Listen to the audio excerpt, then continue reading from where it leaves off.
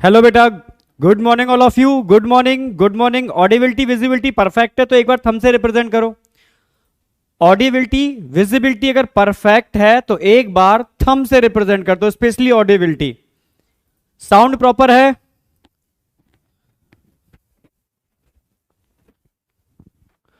Okay okay, done. Start करते हैं, ठीक है। होमवर्क करके ला रहे हो ना सारा का सारा? कल आपके कमेंट देखे थे, आपने जो जो सीरीज हम संडे को लॉन्च करने वाले हैं उसके इतने प्यारे प्यारे नाम दिए हैं, मतलब मन तो कर रहा है कि काफी सेलेक्ट कर लूं उसमें से, पर सेलेक्ट कोई एक करना है, ठीक है। तो मतलब सोचने पे मजबूर है यार कौन सा नाम लें। मतलब एक से एक बेहतरीन, मतलब टैलेंट भरा पड़ा है आप लोगों के दिमाग में, ठीक है। तो अब तो मैं जब भी कुछ भी करूंगा आपसे एक बार, ठीक है, नामकरण करवाऊंगा, तब जाकर के उसको लॉन्च करेंगे, ठीक है। तो आप लोगों ने जो भी नाम सजेस्ट किए हैं, नो डाउट बहुत ही मतलब अप्रिसिएट करने वाले हैं। उनमें से जो भी बेस्ट होगा वो एक लेंगे। मेन चीज नाम तो क्या है, एक बूस्टिंग सिस्टम है, ठीक है। मेन चीज हम करना क्या चाहते हैं, मेन हमारे पीछे उसका पर्पस क्या है भाई। असर्शन रीजन यानी नीट में जो आना है उसकी बेहतरीन प्रैक्टिस, वो प्रैक्टिस, क्योंकि जो इस बार जो बच्चे थोड़े टाइम ज्यादा लगा था वो प्रैक्टिस की कमी की वजह से, बस उस प्रैक्टिस को ही इंप्रूव करना चाहते हैं, पर सिलेबस की स्पीड पर दिक्कत ना आए, ये बहुत इंपॉर्टेंट चीज है। तो हम लोग बिल्कुल प्लानर के अकॉर्डिंग चल रहे हैं, जो प्लानर में दे रखा है बिल्कुल उसके अकॉर्डिंग चल रहे हैं। आज हमारा बस अभी हमारे 3 लेक्चर हुए हैं और 3 लेक्चर के अंदर हम पूरा ट्रैक कंप्लीट कर चुके हैं। अब हम ग्लैंड आज स्टार्ट करने वाले हैं, तो आज का हमारा टारगेट बेटा ग्लैंड्स वाला होगा, पर छोटा सा एक टॉपिक है रेगुलेशन, पर वो रेगुलेशन लास्ट में आता है, पर मैं उसको अभी कराना चाहता हूं क्योंकि अभी हमने गट को पढ़ के खत्म किया है जस्ट लास्ट लेक्चर में, गट की लेयर को, तो उससे रिलेटेड है। तो एनसीईआरटी में रेगुलेशन लास्ट में दे रखा है, बट उसको हम पहले ले ले रहे हैं, ठीक है, जिससे कि एकदम कंसेप्ट सेट हो जाए। समझे? हाँ बेटा, ठीक है। बिल्कुल आपके मैं हर कमेंट देखता हूं और उससे नो डाउट कहीं ना कहीं बूस्टिंग सिस्टम मिलता है। लगता है बच्चों में इतनी आग है तो यार ज्वालामुखी फटना ही चाहिए, ठीक है, वो तो हम करेंगे ही, ठीक है। तो कंटिन्यू करते हैं। तो आज का टारगेट हमारा क्या होगा, नर्वस रेगुलेशन ऑफ, क्योंकि देखो 2 टाइप के रेगुलेशन है, एक नर्वस रेगुलेशन है और एक हार्मोनल रेगुलेशन है जो पूरे डाइजेस्टिव सिस्टम को कंट्रोल करता है। तो हार्मोनल रेगुलेशन तो हम आगे ही लेंगे, बट अभी हम ले रहे हैं नर्वस रेगुलेशन, जो बहुत इंपॉर्टेंट है नर्वस रेगुलेशन। तो क्योंकि अभी गट की लेयर हमने कवर की है, ठीक है, तो आज हम रेगुलेशन वाला पार्ट फिनिश करने वाले हैं। सलाइवरी ग्लैंड, ग्लैंड हम चालू कर देंगे। टारगेट हमारा सलाइवरी ग्लैंड और गैस्ट्रिक ग्लैंड है, ठीक है। आज हम कुछ नया होमवर्क देने वाले हैं। अगेन होमवर्क में असर्शन रीजन, स्टेटमेंट और कंसेप्चुअल क्वेश्चंस रहेंगे, पर कल के होमवर्क का आज डिस्कशन करेंगे, ये पैटर्न चलेगा, ठीक है। होमवर्क और जो पुराना होमवर्क था उसका डिस्कशन, और हर संडे को जब भी आपका टेस्ट नहीं होगा या माइनर टेस्ट होगा छोटा वाला, तो उस दिन हम वही बम्पर सीरीज जो आपने नाम सजेस्ट किए हैं उनमें से कोई एक नाम, ठीक है। ओके, स्टार्ट करते हैं बेटा। डाइजेस्टिव, तो ठीक है, आज पहला टारगेट हमारा है नर्वस रेगुलेशन। लास्ट लेक्चर में हमने क्या किया था जरा एक बार देख लेते हैं। हमने गट के बारे में पढ़ा था। अगर आप गट को कट करते हो, जैसे मैं आपको बताऊं, ठीक है, जैसे मान लो हम गट की बात करते हैं, लास्ट लेक्चर में रिवीजन की बात कर रहा हूं मैं, ठीक है, रिवीजन की बात कर रहे हैं, लास्ट लेक्चर की बात कर रहे हैं। लास्ट लेक्चर में हमारा क्या क्या कवर हुआ था, ईसोफेगस थी, हमारा स्टमक था, ये इंटेस्टाइन वाला पार्ट था, ठीक है, मान लो, ठीक है। अगर मैं आपसे कहूं बेटा कि आप ये डायफ्राम और दिखा देते हैं, अगर मैं आपसे कहूं कि बेटा आप कट करो ईसोफेगस से, आप कट करो स्टमक से, आप कट करो इंटेस्टाइन से, 3 जगह से कट लगाओ, और इनर टू आउटर या आउटर टू इनर, इन लेयर्स के बारे में बताओ, इनर टू आउटर या आउटर टू इनर, यही क्वेश्चन आता है, ठीक है। तो अगर मैं ईसोफेगस का ऊपर वाला पार्ट जो कहां से हमने कट किया, डायफ्राम से ऊपर, तो इसमें हम इनर टू आउटर लिखते हैं, inner to outer, inner to outer. तो कैसे लिखोगे, आपने प्रैक्टिस की होगी। इनर सबसे पहले क्या थी, सीरोसा, सिरोसा के बाद क्या आती है, सॉरी आउटर टू इनर लिखना चालू कर दिया। इनर टू आउटर सबसे पहले क्या आएगी, म्यूकोसा, म्यूकोसा फिर कौन सी आएगी? सब म्यूकोसा, सब म्यूकोसा। सब म्यूकोसा के बाद कौन सी आएगी? ठीक है, मस्कुलरिस एक्सटर्ना, मस्कुलरिस एक्सटर्ना। उसके बाद क्या आएगी? क्या सिरोसा आएगी? जरा बताओ, क्या सिरोसा आएगी? यहां क्या आएगा? ट्यूनिका एडवेंटेशिया। क्या आने वाला है? ट्यूनिका एडवेंटेशिया।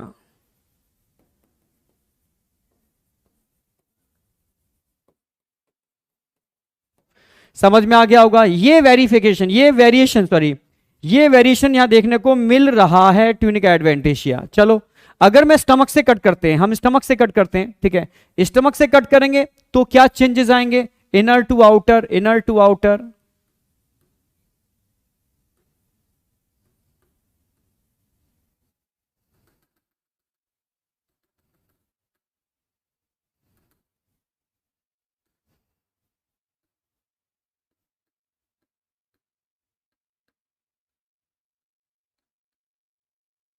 इनर टू आउटर की बात कर लेते हैं। इनर टू आउटर में सबसे पहले कौन सी आएगी भाई? म्यूकोसा, फिर सब म्यूकोसा, फिर कौन सी आएगी? Muscularis externa. उसमें वेरिएशन देखने को मिलेगा, ठीक है।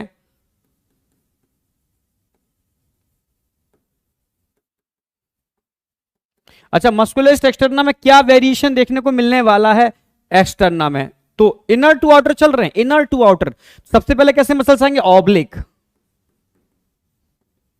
फिर कैसे आएंगे? सर्क्यूलर, फिर बताओ लॉन्गिट्यूडनल,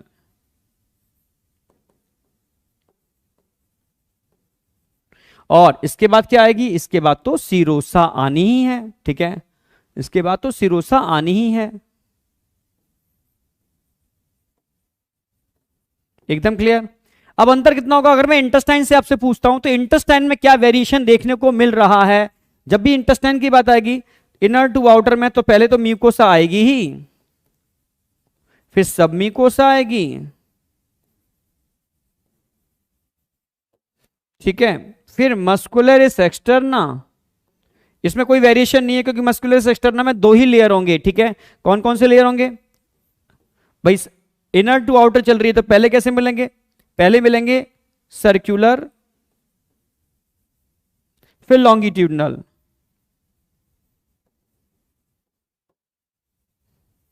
और उसके बाद सिरोसा आएगी। सिरोसा, ये आपको प्रैक्टिस करनी थी। मुझे लगता है प्रैक्टिस आपने अच्छे से की भी होगी। याद आया ना कि कैसे समझना है आपको? Inner to outer, outer to inner. बस स्टमक वाले पार्ट में जब भी हम बात करेंगे तो एक एडिशनल लेयर मैंने बताई थी, वो भी मस्कुलरिस एक्सटर्ना में। कौन सी एडिशनल लेयर थी?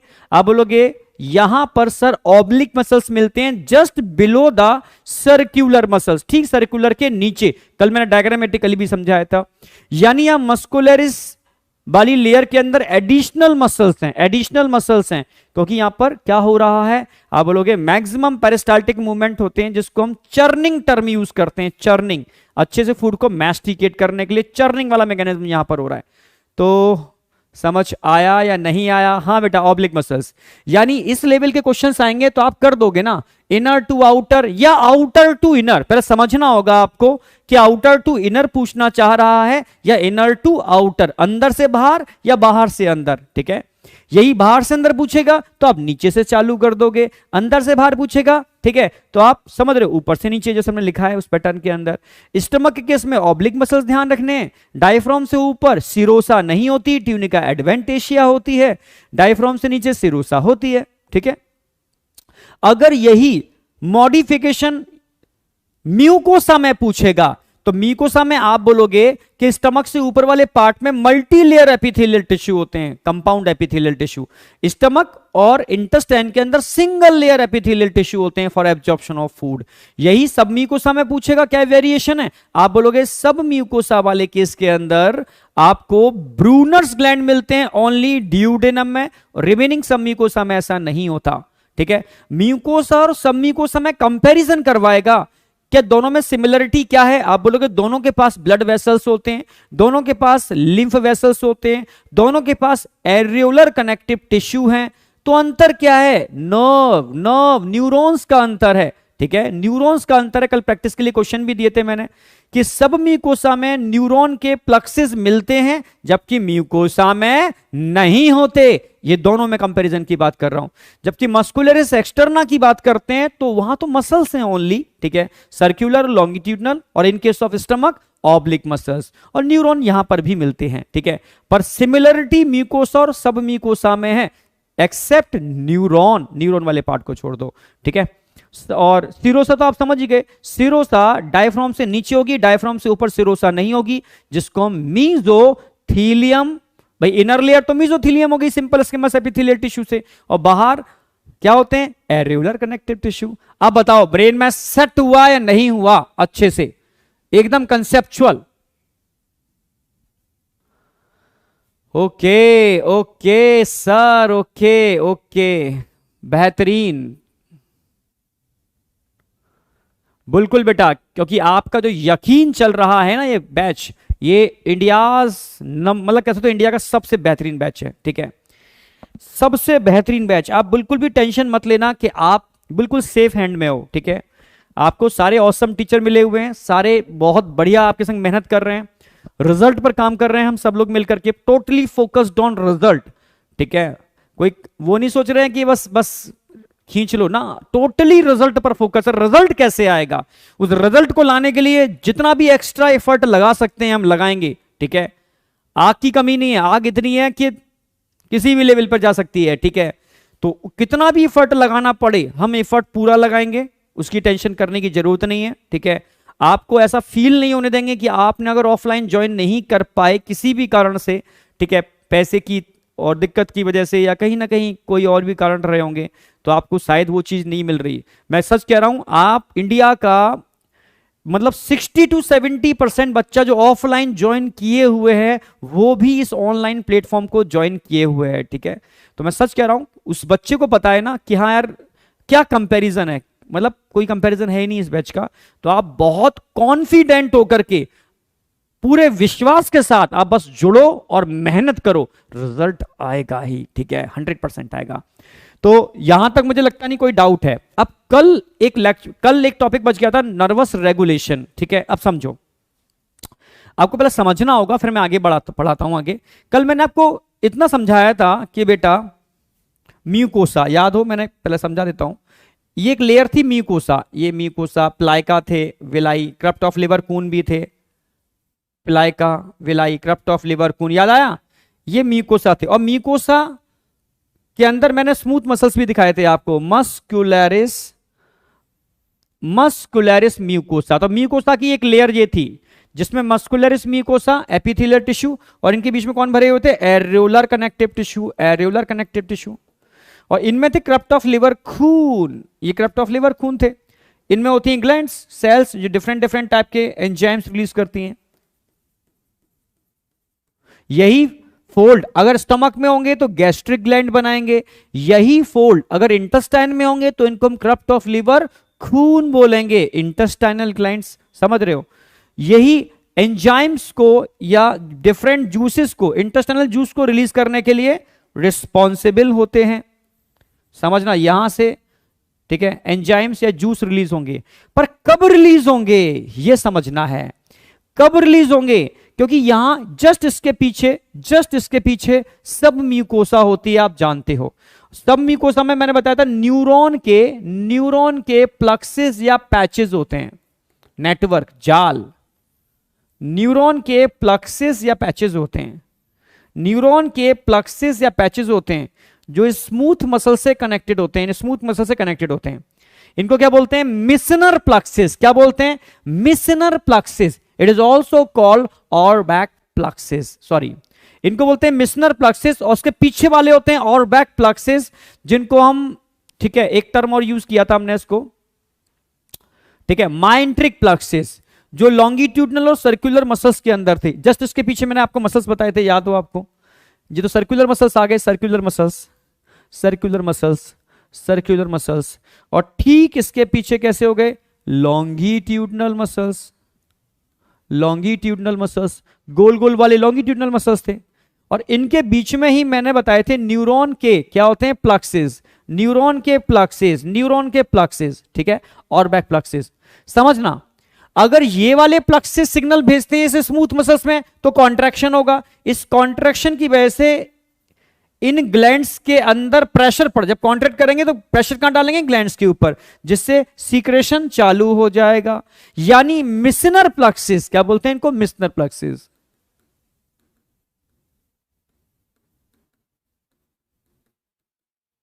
अगर मिशनर प्लक्सेस सिग्नल भेजते हैं तो क्या होगा, सीक्रेशन। मिशनर प्लक्सेस अगर सिग्नल भेजते हैं तो क्या होगा, सीक्रेशन, सीक्रेशन। और माइंट्रिक या ऑर्बैक प्लक्सेस सिग्नल भेजेंगे तो क्या होगा, इनमें कॉन्ट्रैक्शन होने से क्या होता है, पेरिस्टाल्टिक मूवमेंट। तो माइंट्रिक या ऑर्बैक प्लक्सेस अगर सिग्नल भेजेंगे तो गट के अंदर कॉन्ट्रैक्शन होंगे। समझ रहे हो ना मेरी बात। अगर माइंट्रिक या ऑर्बैक प्लक्सेस सिग्नल भेजेंगे तो लॉन्गिट्यूडनल और स्मूथ मसल्स कॉन्ट्रैक्ट करना स्टार्ट कर देंगे जब माइंट्रिक या ऑर्बैक करेंगे, ठीक है, क्योंकि वो लॉन्गिट्यूडनल और स्मूथ और सर्कुलर के मिड में प्रेजेंट है। और जब मिशनर प्लक्सेस के थ्रू सिग्नल आएंगे तो ये सब म्यूकोसा के अंदर है, ये म्यूकोसा की स्मूथ मसल्स पर सिग्नल भेजेंगे, उसमें कॉन्ट्रैक्शन होने से सीक्रेशन होते हैं। मतलब माइंट्रिक और ऑर्बैक प्लक्सेस कॉन्ट्रैक्शन को कंट्रोल करते हैं और मिशनर प्लक्सेस सीक्रेशन को कंट्रोल करते हैं। समझ में आया, एक मिशनर प्लक्सेस सीक्रेशन को कंट्रोल करते हैं, ऑर्बैक प्लक्सेस किसको, कॉन्ट्रैक्शन, पेरिस्टाल्टिक मूवमेंट, चर्निंग, इसको कंट्रोल करते हैं। मैस्टिकेशन वॉलेंटरी मैकेनिज्म है, चर्निंग इनवॉलेंटरी मैकेनिज्म है। मैस्टिकेशन आपकी इच्छा पर डिपेंड करता है, स्टमक के कॉन्ट्रैक्शन, चर्निंग आपकी इच्छा पर डिपेंड नहीं करते, बट बोथ आर, दोनों के दोनों कैसे हैं, मैकेनिकल प्रोसेस। समझे, क्रिस्टल क्लियर, ओके, बिल्कुल कॉन्सेप्ट क्लियरिंग मशीन, बिल्कुल हर कंसेप्ट क्लियर करेगी ये मशीन। समझ रहे हो ना, एक एक कंसेप्ट को क्रिस्टल क्लियर करके आगे बढ़ेगी। टेंशन मत करो, टेंशन नहीं करनी। What is peristaltic movement, Hindi में इसको क्रमाकुंचन गतियां बोलते हैं, क्रमाकुंचन गतियां हिंदी में। और नॉर्मल तरीके से पेरिस्टाल्टिक मूवमेंट, भाई इंटेस्टाइन के अंदर धीरे धीरे कॉन्ट्रैक्शन हो रहे हैं, कॉन्ट्रैक्शन, पेरिस्टाल्टिक मूवमेंट। आपने खाया, पेट भर के खाया, सो गए, सुबह तक वो खाना जहां था वहां नहीं रहेगा, वो आगे बढ़ेगा। कौन बढ़ाएगा, धीरे धीरे होने वाले कॉन्ट्रैक्शन, कॉन्ट्रैक्शन को आगे बढ़ाएंगे, ठीक है। वो आपका स्टमक से पूरा स्मॉल इंटेस्टाइन 6 मीटर लंबा ट्रैक पार करेगा, फिर लार्ज इंटेस्टाइन 1.5 मीटर लंबा ट्रैक पार करेगा, फिर जॉग, मीटर बोला है, फीट नहीं, मीटर, 1 मीटर इतना होता है, तो लगभग 7.5 से 8 मीटर लंबा ट्रैक पार करके खाना सुबह तक कहां पहुंचेगा, रेक्टम में। तो कौन पहुंचा रहा है इसको, धीमे धीमे होने वाले इनवॉलेंट्री कॉन्ट्रैक्शन। समझ रहे हो, इसी को बोलते हैं पेरिस्टाल्टिक मूवमेंट। समझे, इसी को क्या बोलते हैं हम, पेरिस्टाल्टिक मूवमेंट। आई बेटा, क्रिस्टल क्लियर, बस यही क्रिस्टल चाहिए, यही आग चाहिए। क्वेश्चंस भी डिस्कस करेंगे, टेंशन मत करो, ठीक है। कुछ भी पूछना है आप अभी कमेंट कर सकते हो, पर बहुत तेजी से कमेंट आते हैं आपके। व्हाट इज फर्मेंटेशन, फर्मेंटेशन समझते हो, इसको हिंदी में किडवन बोलते हैं, फर्मेंटेशन या किडवन हिंदी में। जैसे किसी चीज को सड़ाना, जैसे आपने गन्ने के रस को लिया, ठीक है, इसको बोतल में बंद कर दिया, और जहां गर्म जगह होती है, जैसे लोग ग्रामीण क्षेत्रों में भूस होता है, भूस उसमें रख देते हैं, या गोबर के अंदर उस बोतल को गाड़ देते हैं, ठीक है। 2-3 महीने तक वो सड़ेगा, उसके अंदर कोई शुगर है उसके अंदर, ठीक है, सड़ेगा तो अल्कोहल बनेगा, फर्मेंटेड प्रोडक्ट है अल्कोहल, आप जानते हो, तो इसको बोलते हैं फर्मेंटेशन। ऐसे ही हमारी गट में भी कुछ ऐसा ही मैकेनिज्म चलता है जिसमें अनडाइजेस्टेड फूड का फर्मेंटेशन होता है, ब्रेक डाउन होता है, सड़ता है, तब फाइनली वो फीसिस की फॉर्म में रेक्टम में स्टोर होता है, और वहां से वो एनल कैनाल के थ्रू बाहर निकलता है। समझे, बीएमएस, बीएमएस, हाँ बेटा समझा दिया मैंने, फर्मेंटेशन भी समझा दिया। हिंदी में इसको किडवन बोलते हैं, किसी भी चीज को एनारोबिकली ब्रेक डाउन करना, क्योंकि गट के अंदर ऑक्सीजन तो नहीं होती, ठीक है, एनारोबिकली ब्रेक डाउन हो रहा है। बिल्कुल विनेगर या जो भी आपका फर्मेंटेड प्रोडक्ट बनते हैं वैसे ही बनते हैं, ठीक है। Okay okay okay okay okay, चलो अब इस मैकेनिज्म को समझाऊंगा कि कैसे ब्रेन इसको रेगुलेट करता है। बस अभी मैंने एक हिंट दिया आपको, क्या बताया है मैंने? सिर्फ इतना बताया है कि मिशनर प्लक्सेस कॉन्ट्रैक्शन कराते हैं, मिशनर प्लक्सेस सीक्रेशन कराते हैं और ऑरबैक प्लक्सेस कॉन्ट्रैक्शन कराते हैं। ठीक है, तो इसको स्क्रीनशॉट चाहो ले सकते हो उसका, क्योंकि हटाऊंगा उसको मैं ओनली कंसेप्ट के लिए। अब आते हैं पूरा मैकेनिज्म, रेगुलेशन एक्चुअल में होता कैसे है। थोड़ा सा नर्वस सिस्टम वाला पार्ट हम यूज करेंगे यहां पर थोड़ा सा, क्योंकि बिना उसके मजा नहीं आएगा। पहले समझो मेरी बात।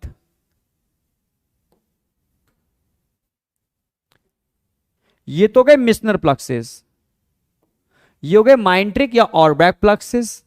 इनकी पोजीशन में आपको लिखा ही चुका हूं कि माइंट्रिक प्लक्सेस कहां होते हैं? Present between circular and longitudinal muscles. Meissner plexus कहां होते हैं? प्रेजेंट इन सब म्यूकोसा, एक सब म्यूकोसा में। ठीक है, डायग्रामेटिकली भी दिखा सकते हो इनको। ठीक है, ये तो सब म्यूकोसा में बने हुए हैं। कोई डार्क कलर लेते हैं, ब्लू।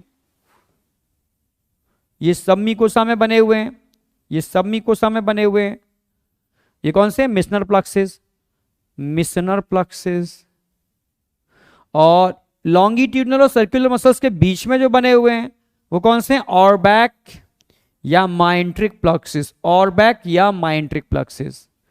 क्लियर है बिल्कुल? अच्छा, पोजीशन तो समझ में आ गया। अब फंक्शन जस्ट अभी समझा के चुका हूं मैं। अगर मैं आपसे कहूंगा माइंट्रिक प्लक्सेस क्या करते हैं, मेन फंक्शन क्या है माइंट्रिक प्लक्सेस का? भाई ये लॉन्गिट्यूडनल और सर्कुलर के बीच में है, यानी अगर इनसे सिग्नल आएगा तो ये क्या कराएंगे? कॉन्ट्रैक्शन, कॉन्ट्रैक्शन इन गट। ठीक है, गट कॉन्ट्रैक्शन।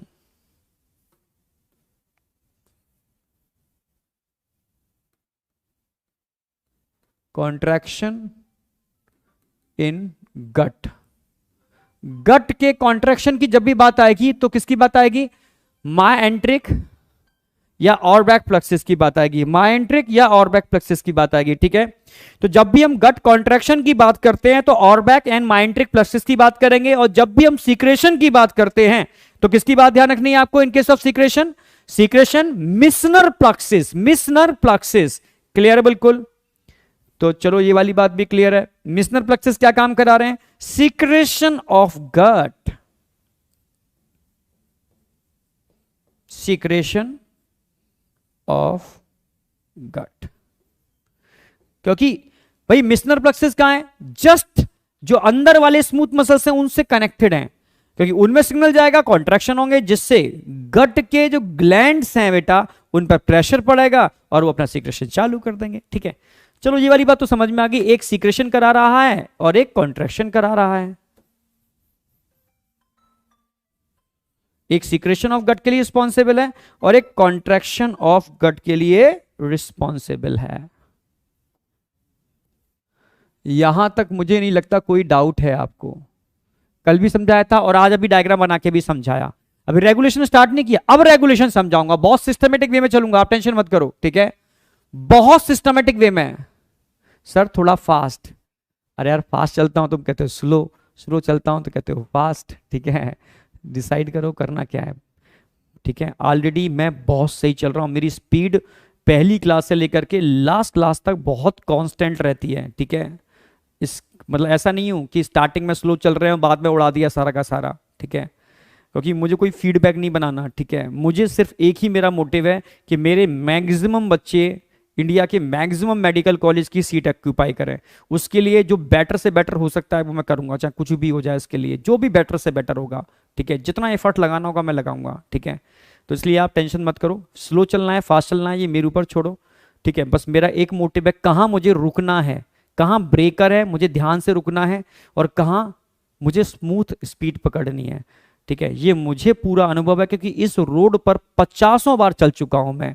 आपके लिए पहला अनुभव है। ठीक है, तो आप ड्राइवर को मत टोको कि यार स्लो चला या फास्ट चला। ड्राइवर को पता है कि यार टाइम से मुझे मंजिल पर पहुंचाना है, कि समझ रहे हो ना? तो इसलिए कभी भी पैसेंजर्स को बोलना ही नहीं चाहिए, वो टाइम से पहुंचा देगा। ये आपको पता है, ये बस ऑलवेज टाइम से पहुंचती है। अगर किसी ट्रैक पर वो धीमा चला रहा है तो कहीं ना कहीं कुछ गड़बड़ है, आपको टोकना नहीं है। कहीं किसी ट्रैक पर फास्ट चला रहा है तो उसको पता है कि यार यहाँ फास्ट चल सकती है, कोई गड़बड़ नहीं है। तो आप डिसाइड मत करना किसी भी टीचर के लिए, ठीक है। तो क्योंकि अब मेरा तो टेस्टेड ऑलरेडी 2 ऑनलाइन सेशन निकाल चुका हूं आपके, ठीक है। ढेरों सारे सिलेक्शन बच्चे ले चुके हैं इंडिया के मेडिकल कॉलेजेस के अंदर, और 100% पेपर नीट का इन नोट्सों से मिल रहा है, इतना मोल्ड होने के बाद भी, ठीक है। एनसीईआरटी बच्चा कमांड कर रहा है, यहां तक कि आफ्टर सिलेक्शन भी बच्चा मतलब कंसेप्चुअल काम कर रहा है आगे, ये नोट्स उसके आगे भी काम आ रहे हैं। ये कंसेप्ट जो हम जनरेट कर रहे हैं आपके कंपाइल स्टडी करके, वो उसके आगे भी काम आ रहे हैं, उसको पढ़ने की भी जरूरत नहीं हो रही। अगर सर सारे कंसेप्ट ब्रेन में आज भी सेट हैं और यूज हो रहे हैं, ठीक है, बिलीफ नहीं आता तो अगर घर में कोई भी डॉक्टर हो आपके या कोई भी, ठीक है, रिलेशन में कहीं है, तो आप एक बार मेरे नोट्स और मेरी ट्रिक्स आप डिस्कस कर लेना, आपको पता चल जाएगा यार किस लेवल का आप पढ़ रहे हो, किस लेवल का पढ़ रहे हो, ठीक है। ब्रेन में सेट करने की जिम्मेदारी मेरी है, मैं क्या पढ़ा रहा हूं कोई मतलब नहीं है, पर ब्रेन में सेट कर रहा हूं या नहीं कर रहा।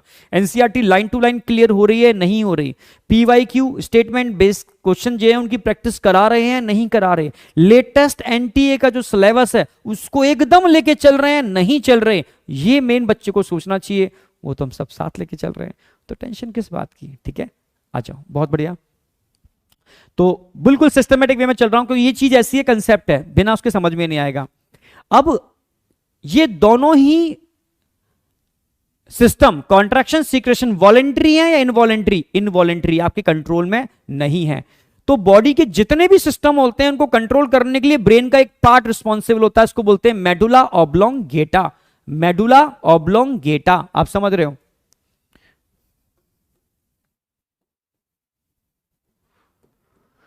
तो ऑलरेडी यहां पर मेडुला ऑब्लोंगेटा हमने दे रखा है, ब्रेन का एक पार्ट है। किस ब्रेन का पार्ट है? हाइंड ब्रेन का पार्ट है मेडुला ऑब्लोंगेटा, ठीक है।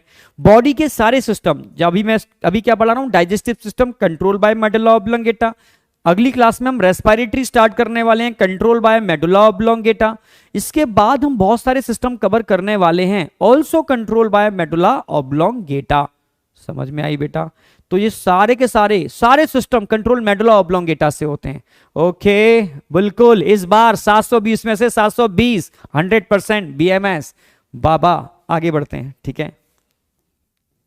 लक्ष्य के बच्चे बोलते हैं बीएमएस बाबा, ठीक है। तो मेडुला ऑब्लोंगेटा की बात करते हैं बेटा।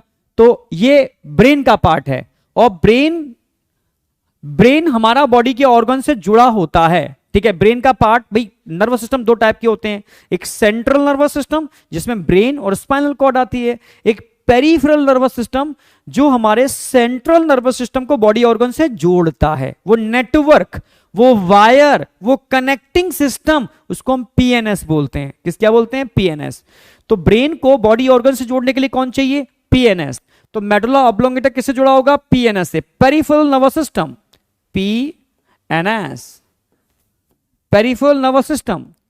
ये नर्वस सिस्टम में हम डिटेल में पढ़ाएंगे, पर इतना बेसिक तो पता होना चाहिए कि हमारे सेंट्रल नर्वस सिस्टम को बॉडी ऑर्गन से जोड़ने के लिए पेरिफेरल नर्वस सिस्टम होता है। जैसे जिन बच्चों को नहीं पता उनके लिए बता रहा हूं, मानो ब्रेन है, स्पाइनल कॉर्ड है, ये बॉडी ऑर्गन है, ये बॉडी ऑर्गन है। हमारे ब्रेन और स्पाइनल कॉर्ड को बॉडी ऑर्गन से जोड़ने के लिए ये नेटवर्क है, ये नेटवर्क है। इस नेटवर्क को हम क्या बोलते हैं? PNS, peripheral nervous system. तो पेरिफेरल नर्वस सिस्टम वो सिस्टम होता है, तो पेरिफेरल नर्वस सिस्टम वो सिस्टम होता है जो हमारे सेंट्रल नर्वस सिस्टम को किससे जोड़ता है?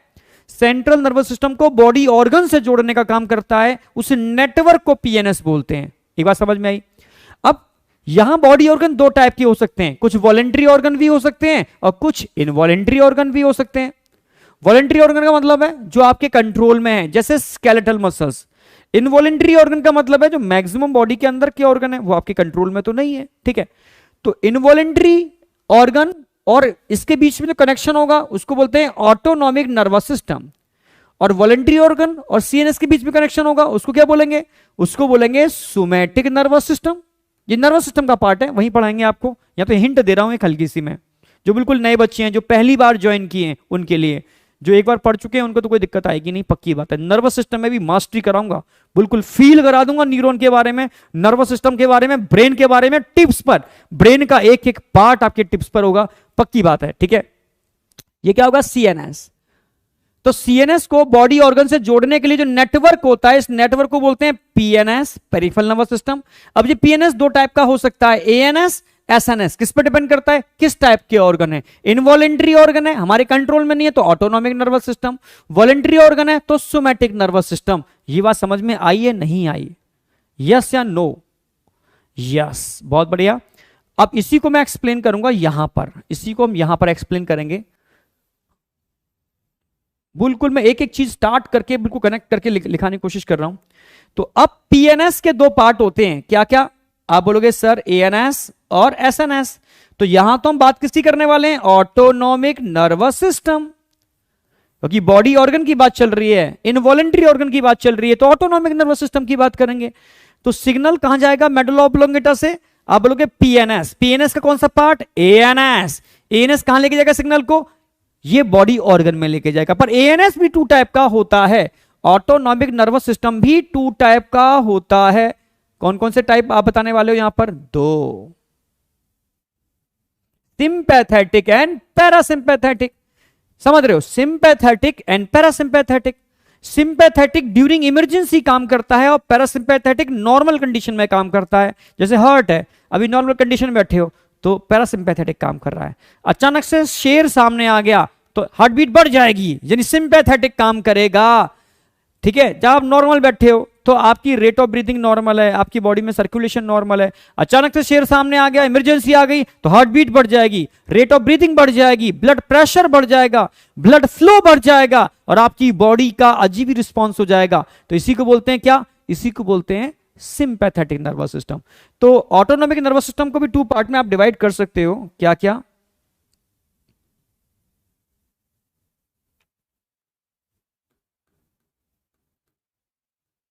सिंपैथेटिक नर्वस सिस्टम और एक होता है parasympathetic nervous system.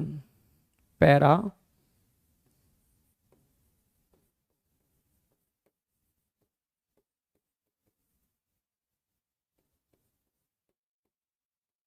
Parasympathetic nervous system. अच्छा, सिंपैथेटिक कब वर्क करता है, sympathetic during emergency, work during emergency, ऊपर लिख देता हूं, कब वर्क करता है, इमरजेंसी में।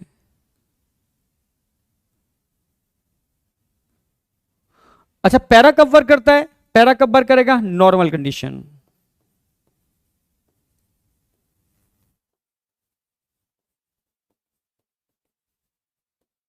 अब समझना, अगर आप नॉर्मल कंडीशन में बैठे हो तो पैरासिंपैथेटिक नर्वस सिस्टम जुड़ा होगा हमारे बॉडी ऑर्गन से, ये इससे भी जुड़ा है और इसकी एक ब्रांच इससे भी जुड़ी है।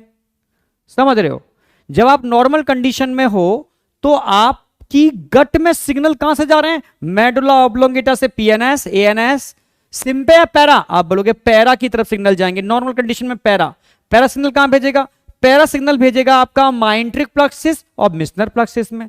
इससे क्या होगा, इससे क्या होगा, क्योंकि पैरासिम्पैथेटिक सिग्नल जब भेजेगा तो कॉन्ट्रैक्शन भी बढ़ जाएंगे और सीक्रेशन भी बढ़ जाएगा, क्योंकि ये सीक्रेशन करा रहा है, ये कॉन्ट्रैक्शन करा रहा है। मींस पैरा क्या काम करने वाला है, पैरा इंक्रीज करने वाला है, इंक्रीज करने वाला है। क्या इंक्रीज करने वाला है,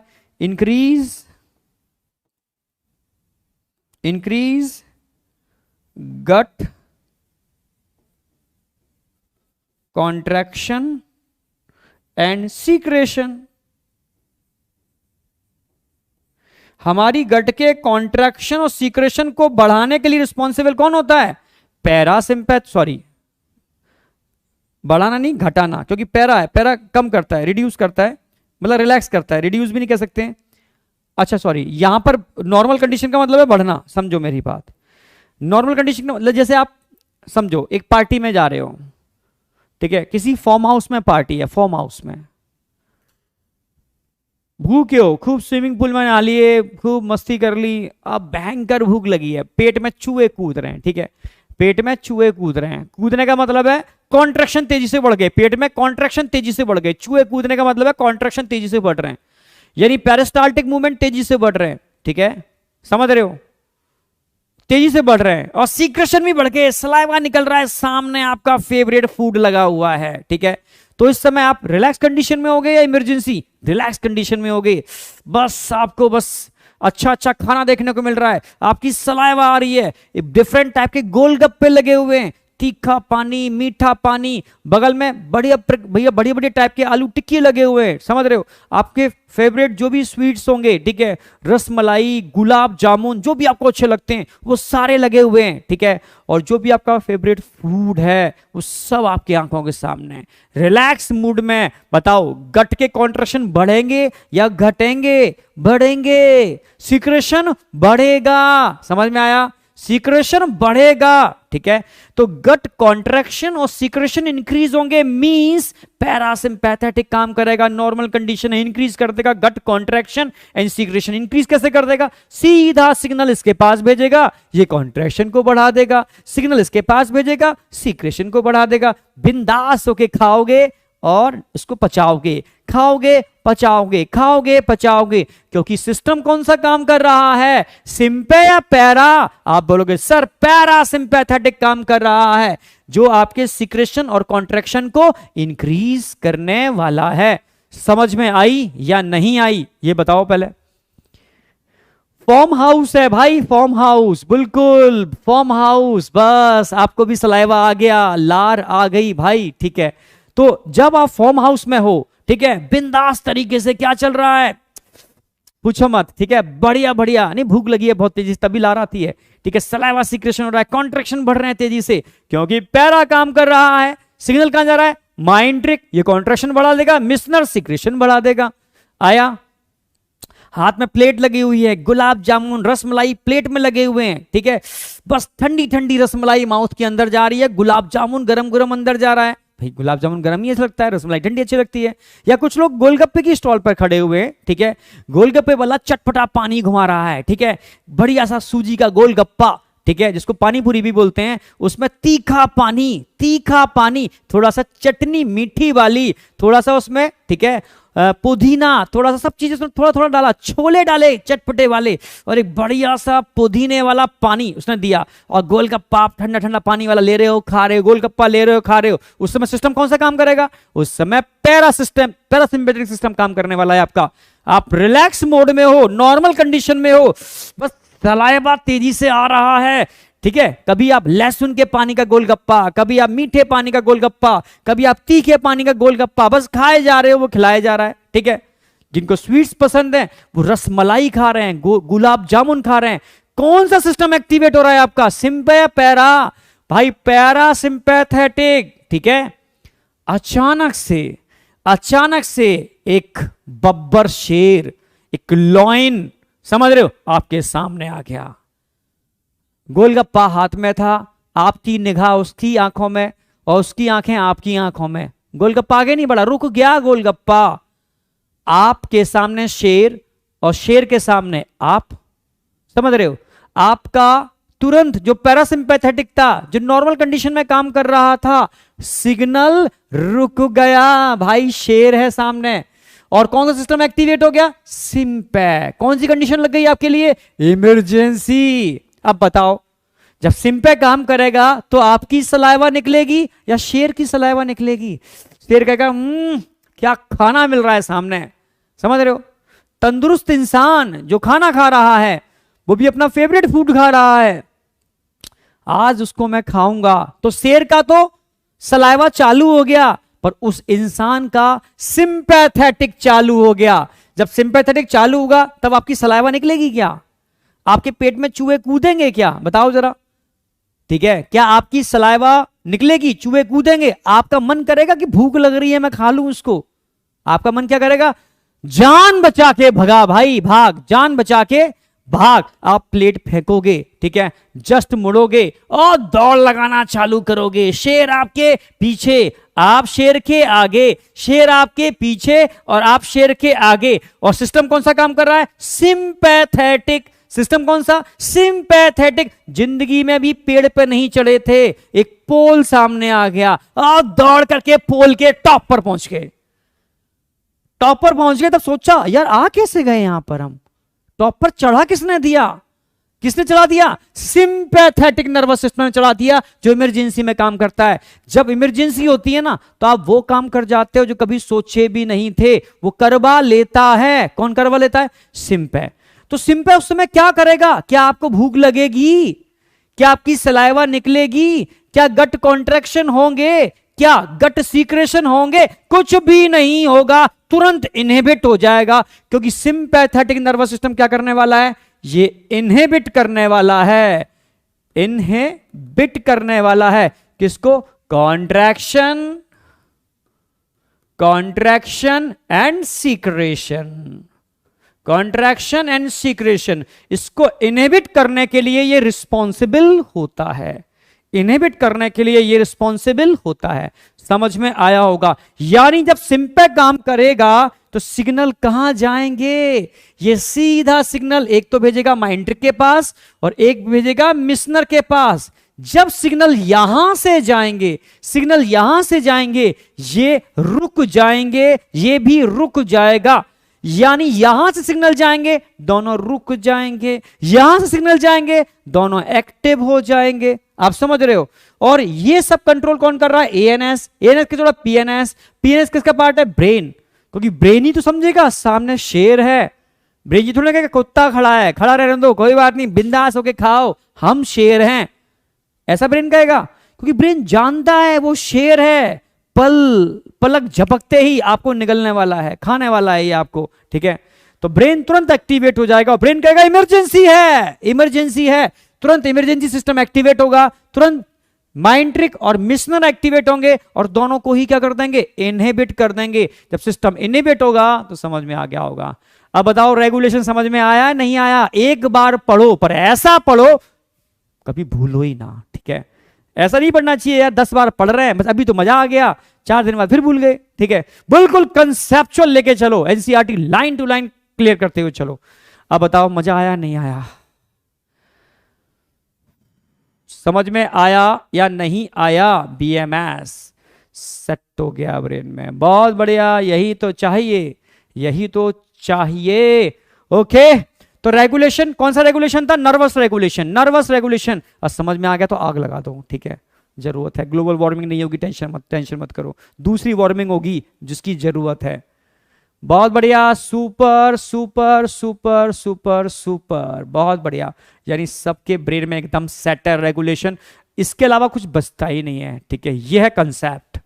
चलो आगे बढ़ते हैं। अगला टारगेट हमारा क्या होगा? अगला टारगेट होगा डाइजेस्टिव ग्लैंड्स, जिसमें आज हम कोशिश करेंगे 2 ग्लैंड कवर करने की, सलाइवरी ग्लैंड और इंटेस्टाइनल, नहीं, सलाइवरी ग्लैंड और गैस्ट्रिक ग्लैंड। एनसीईआरटी ने गैस्ट्रिक ग्लैंड थ्योरी में ग्लैंड वाले पार्ट में नहीं दे रखा, पर प्रोसेस ऑफ डाइजेशन में गैस्ट्रिक ग्लैंड के सारे पॉइंट दे रखे हैं, ठीक है? तो बहुत प्यारे तरीके से समझाऊंगा दोनों ही ग्लैंड, ठीक है? तो पहला तो हम लेते हैं भाई सलाइवरी ग्लैंड। एनसीईआरटी की एक लाइन लिखी है मैंने, क्या लाइन लिखी है सलाइवरी ग्लैंड की? कि जितने भी सलाइवरी ग्लैंड होते हैं बेटा, क्या आपकी ओरल कैविटी के अंदर होते हैं? नो, आउटसाइड द ओरल या बक्कल कैविटी, पर ओपन कहां करते हैं? ओरल कैविटी के अंदर। फिर से बोल रहा हूं, आउटसाइड द ओरल या buccal cavity but open in oral cavity, ठीक है? ग्लैंड्स वाले पार्ट की अगर मैं बात करता हूं तो बहुत कम एनसीईआरटी ने दे रखा है। एनसीईआरटी दिखा दूं, आज एनसीईआरटी ज्यादा नहीं है। एनसीईआरटी की अगर बात करता हूं तो एनसीईआरटी का बस इतना सा पैरा दे रखा है आज, ठीक है? क्योंकि लिवर हम आगे पढ़ाने वाले हैं, लिवर नहीं पढ़ाएंगे आज, हम सिर्फ इतना कवर करने वाले हैं कि the digestive gland associated with the alimentary canal including, यहां पर सलाइवरी ग्लैंड, लिवर और पेनक्रियास। एनसीईआरटी ने सिर्फ 3 की ही बात की है, पर इसमें और 2 ग्लैंड इंक्लूड होते हैं, गैस्ट्रिक ग्लैंड और इंटेस्टाइनल ग्लैंड। मैं सारी की सारी कराऊंगा, ठीक है? समझ में आ गया होगा। आगे देखो, saliva is mainly produce by the 3 pair of salivary gland. कौन कौन से पेयर हैं? एक तो पैरोटिड ग्लैंड है जो कहां होती है? चीक, समझ रहे हो? चीक, बिलो चीक, सब मैक्सिलरी या sub mandibular, lower jaw and sub lingual below tongue, lingua मतलब tongue. These gland situated just outside the buccal cavity, ठीक है? Secrete salivary juice into the buccal cavity, into the buccal cavity. बस salivary gland NCERT ने खत्म कर दिए हैं, पर इसको मैं बहुत कंसेप्चुअल समझा रहा हूं क्योंकि एम्स, बीएचयू और एएमयू के कुछ क्वेश्चंस हैं, वो तभी सॉल्व होंगे जब इस कंसेप्ट को समझोगे। बहुत बढ़िया, तो एनसीईआरटी समझ में आ गया, यही टारगेट है आज का। एनसीईआरटी हमारी फिनिश है, एनसीईआरटी फिनिश है। अब बात करते हैं सलाइवरी ग्लैंड। एनसीईआरटी की लाइन कितनी होती है बेटा? 3 पेयर। 3 पेयर का मतलब कितने हो गए? 6 इन नंबर। भाई 3 पेयर होते हैं, 6 in number. These gland situated just outside the buccal cavity. ये सारी ग्लैंड होते कहां हैं? बक्कल कैविटी के बाहर होते हैं। ऑल ग्लैंड प्रेजेंट कहां होते हैं बेटा? Present outside the buccal cavity but secret salivary juice into the buccal cavity. समझ में आई या नहीं आई? ग्लैंड क्लियर है? अब डायग्रामेटिकली समझाता हूं इन ग्लैंड्स को। इनमें याद क्या रखना है ये भी बताना है।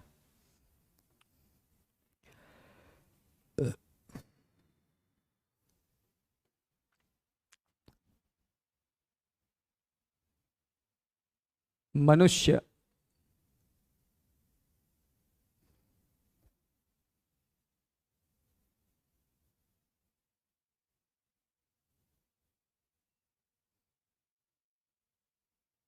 ट्रैकिया ईसोफेगस बना रहने दो, कोई जरूरत नहीं है इसकी हमें, ठीक है। अब ध्यान कहाँ रखना है आपको? टंग भी दिखा देते हैं, टंग, ठीक है। अब हम कुछ ग्लैंड्स को ड्रॉ करेंगे। बिलो चीक, ठीक गालों के नीचे होते हैं ये, और अपर जॉ में ओपन करते हैं, एक डक के थ्रू अपर जॉ में ओपन करते हैं। ये पैरोटिड ग्लैंड हो गए, पेयर में होते हैं, एक पेयर उस साइड में और होगा, ठीक है। ठीक अपर और लोअर जॉ के जंक्शन पर यहां होते हैं, ठीक है। सब मैंडिब्यूलर ये लोअर जॉ में ओपन करते हैं, डक के थ्रू ओपन क्या करेंगे? लोअर जॉ में, ठीक है। अब बात करते हैं सब लिंगुअल। लिंगुआ मतलब टंग, ठीक टंग के नीचे होते हैं, सब लिंगुअल होते हैं, सबसे छोटे होते हैं, ओपन क्या करते हैं? बिलो टंग, टंग के नीचे ओपन कर रहे हैं डक के थ्रू। तो एक्चुअल में पेयर में होते हैं 3 पेयर, समझ में आ रहा होगा? पैरोटिड, सब मैंडिब्यूलर, सब लिंगुअल। लिंगुआ मतलब टंग। ये सिंगल सिंगल दिख रही है पर पेयर में, इस साइड का एक सिंगल साइड दिखा दिया है मैंने, सेम इस साइड में भी ये पेयर में होंगे, ठीक है। समझ में आया नहीं आया? हाँ, सब लिंगुआ समझो। सबसे पहले हम बात करते हैं पैरोटिड सलाइवरी ग्लैंड।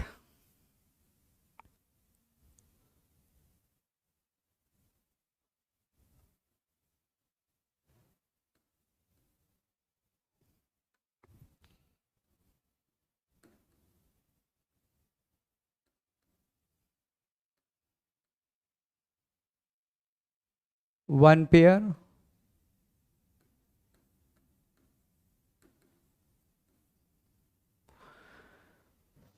फिर हम बात करने वाले हैं यहां पर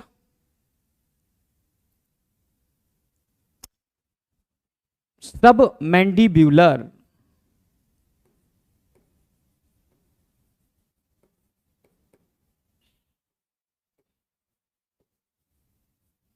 या सब मैक्सिलरी भी बोल सकते हो।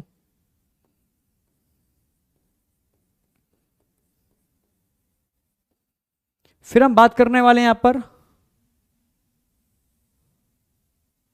सब लिंगुअल। सब मतलब नीचे, लिंगुआ मतलब टंग, सब मतलब नीचे, मैंडिबल लोअर जो को बोलते हैं उसके नीचे होते हैं सब लिंगुअल, सब लिंगुअल, ठीक है। टोटल ये 3 ग्लैंड हम आपको पढ़ाने वाले हैं। तो सबसे पहले तीनों की हम बात करते हैं, ये भी 1 पेयर होते हैं, 1 पेयर,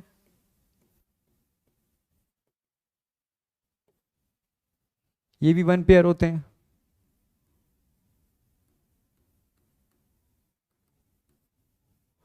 ठीक है। एक एक जोड़ी, टोटल 6 हो गए। अब पोजीशन, इनकी पोजीशन क्या है? पोजीशन प्रेजेंट बिलो चीक, याद रख सकते हो, या ईयर। डक्ट नहीं भूलनी। डक्ट को क्या बोलते हैं? तीनों की डक्ट पे क्वेश्चन आता है। इसकी डक्ट को बोलते हैं स्टेंशन, स्टेंशन, रिलीज अप्रोक्सीमेटली 25 से लेकर के 30% of total saliva, total saliva का ओनली 25 से लेकर के 30%।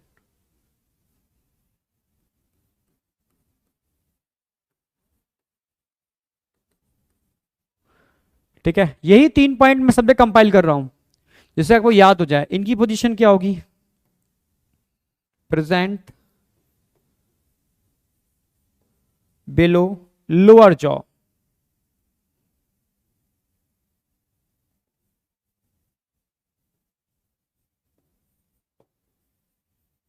या अपर और लोअर जॉ जंक्शन पर भी, भाई मैंडिबल बोलो या मैक्सला बोलो, ठीक है, दोनों के ही नीचे होती हैं। ठीक है, डक्ट को क्या बोलेंगे? डक्ट, ये नहीं भूलना भाई। नली, सबकी नली डक्ट याद रखनी है। ठीक है, ये कहां पर अपर जॉ में ओपन कर रही है, ये लोअर जॉ में ओपन कर रही है, ये बिलो टंग ओपन कर रही है। ठीक है, पोजीशन ध्यान रखनी है, डक्ट की ओपनिंग भी ध्यान रखनी है।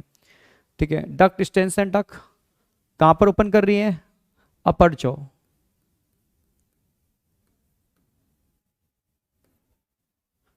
इसकी डक्ट को बोलते हैं वॉटन्स।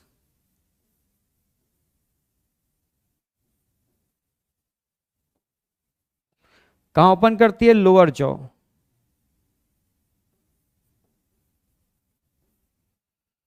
अच्छा, कितना सलाइवा रिलीज करती है? मैक्सिमम यही रिलीज करती है, रिलीज मैक्सिमम। मैक्सिमम मतलब लगभग 70% के आसपास।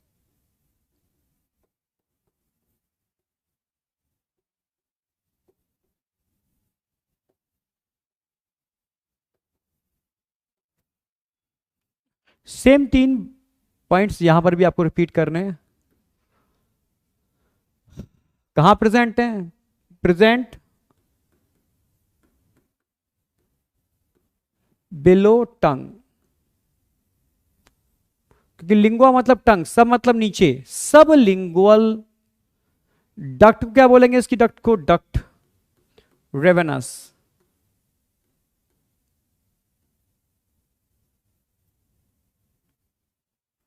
ठीक है, ओपन कहां करती है? वही बिलो टंग।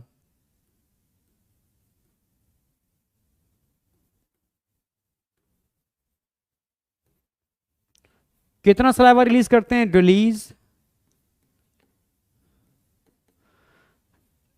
मिनिमम मतलब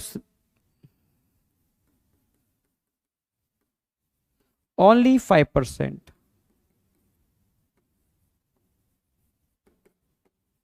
अब बताओ याद हुआ या नहीं हुआ? कंपाइल करके लिखा रहा हूं तीनों को जिससे एक बार में ही याद हो जाए। अब भूलने वाली बात क्या है इसके अंदर? भूलने वाली बात एक गंदी सी टेक्निक है, बना रखी है, अचानक दिमाग में आ गई मेरे तो बना दी है, बच्चे याद भी कर लेते हैं। इसमें आप कुछ भी नहीं भूलोगे। सबसे लार्जेस्ट ग्लैंड कौन से हैं? पैरोटिड, आपको याद रहेंगे। पोजीशन एनसीईआरटी ने भी दे रखी है, बिलो चीक या ईयर, याद रहेगा। ओपन कहां करती है इसकी? डक्ट, आप बोलोगे अपर जॉ में ओपन करती है, ये भी याद रहेगा क्योंकि डायग्राम आपको याद दिलाएगा। भूलोगे क्या? डक्ट का नाम। तो डक्ट का नाम कैसे याद रहेगा आपको? ऐसे याद रखो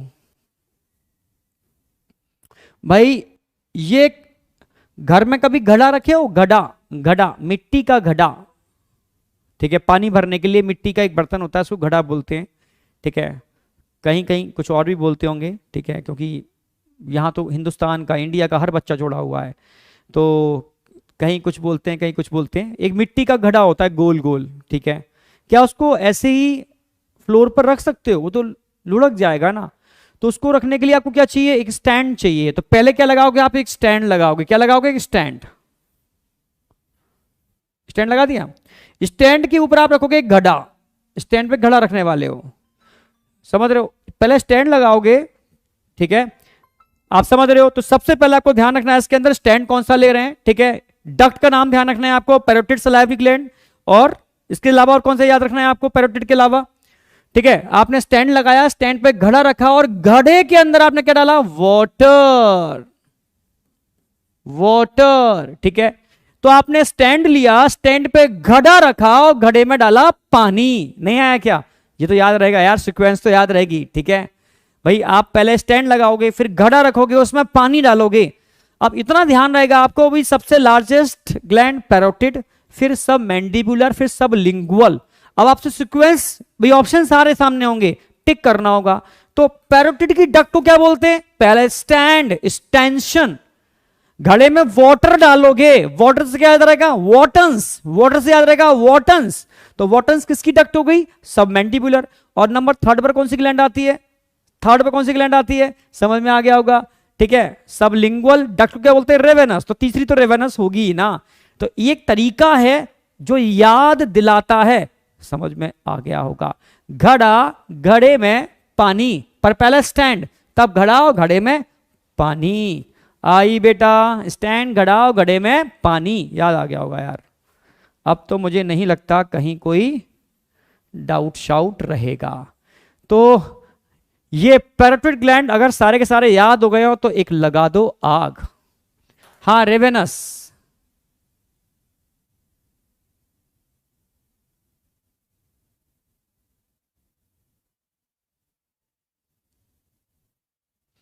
अरे याद हुआ है नहीं हुआ?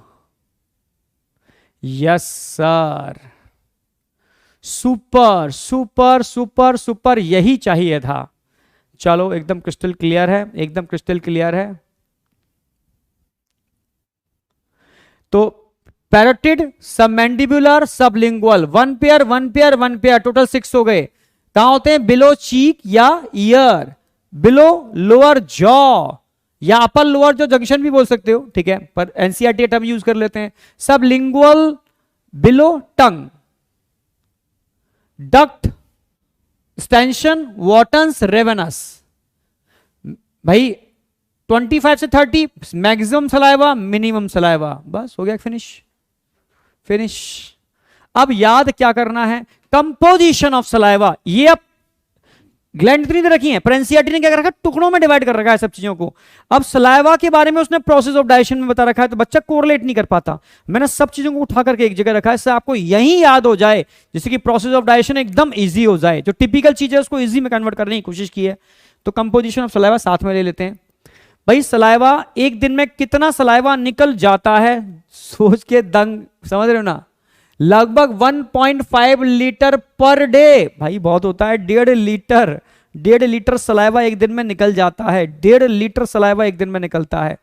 सलाइवा की पीएच याद रखनी है आपको, स्लाइटली एसिडिक 6.8, स्लाइटली एसिडिक 6.8।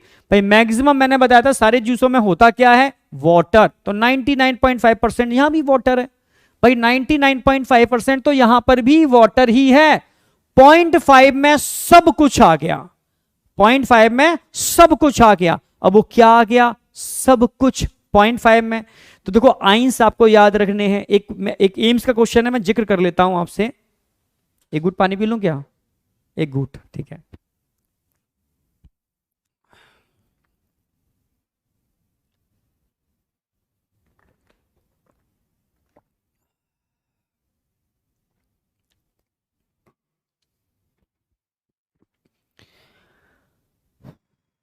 करें? 0.5 में सब कुछ आ गया। 0.5 के अंदर क्या क्या आ गया?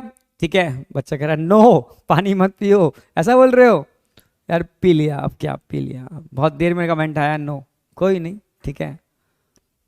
अब आ जाओ, कैसे दुष्ट हो, बोल दिया करो पी लो सर। पानी नहीं पियोगे तो चीखोगे कैसे? खोपड़ी में, ब्रेन में सेट कैसे करोगे? समझ रहे हो? सेरिब्रम के अंदर मेमोरी कैसे जनरेट करोगे सर हमारे? बिल्कुल। अरे न्यू बोतल नहीं है यार, चमकती बोतल रोज नई नई मिल जाती है यहाँ रखी हुई, ठीक है, समझ गए? इसी बात पे गुट और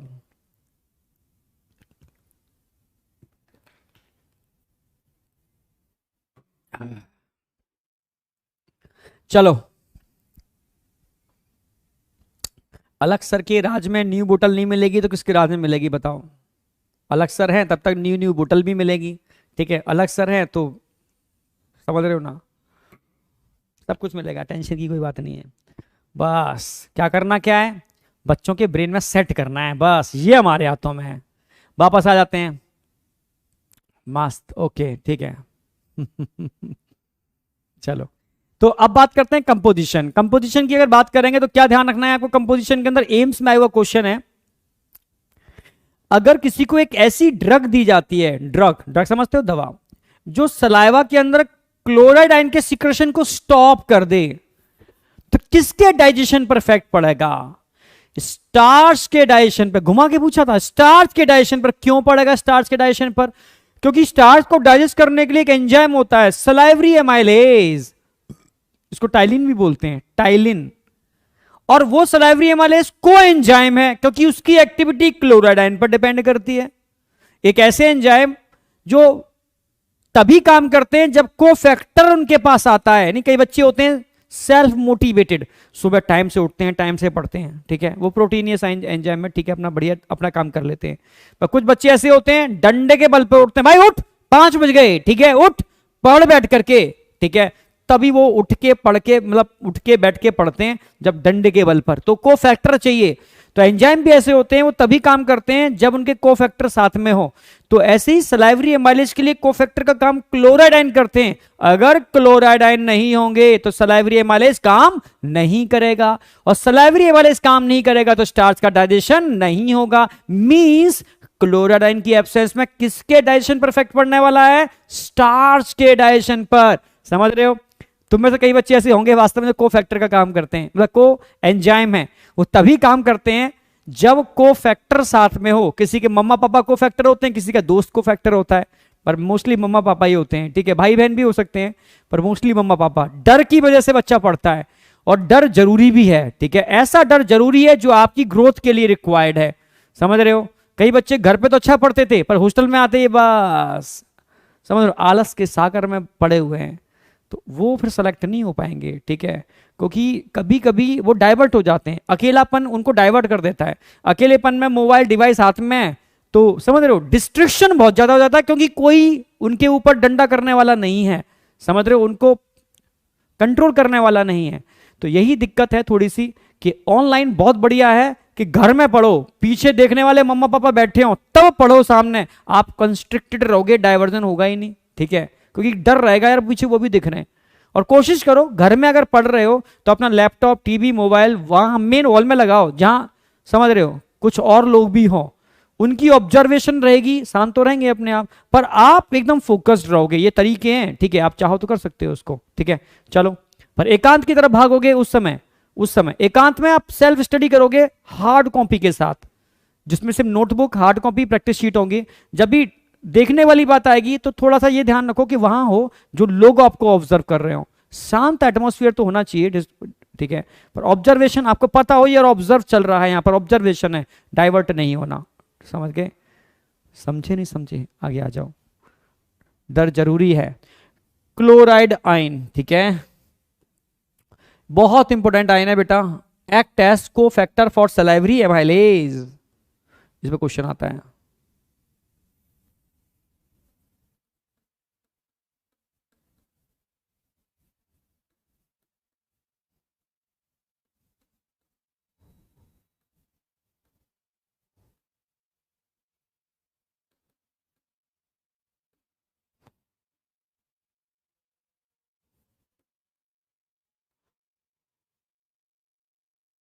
अच्छा, सलाइवरी एमाइलेज को एक किस नाम से और जानते हैं?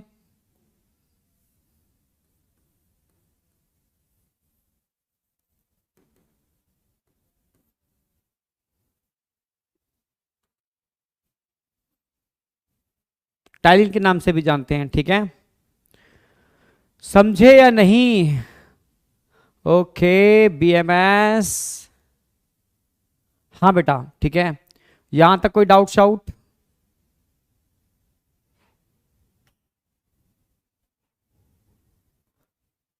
चलो, कोई डाउट नहीं। ऐसे ही ध्यान रखना है आपको। बाइकार्बोनेट, बाइकार्बोनेट क्या काम करते हैं? Act as buffer. बफर क्या होते हैं? जो पीएच को मेंटेन करें, मेंटेन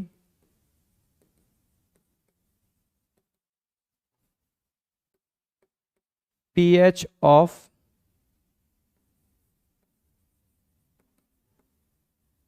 सलाइवरी जूस।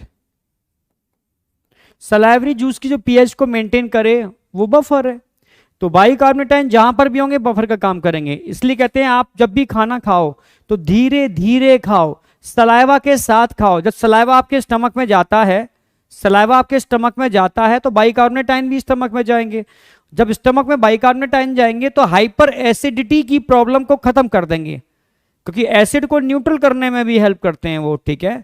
तो बाइकार्बोनेट कहीं ना कहीं बहुत बेहतर बफर का काम करते हैं और हाइपर एसिडिटी को न्यूट्रल करने में भी हेल्प करते हैं, ठीक है। पर सलाइवरी एमाइलेज जो माउथ में था, अगर वो स्टमक में जाएगा वो जाएगा, स्टमक में जाती वो इनएक्टिव हो जाएगा, बेकार हो जाएगा। क्यों? क्योंकि स्टमक की पीएच बहुत ज्यादा है 1.8, जहां की पीएच कितनी है 6.8।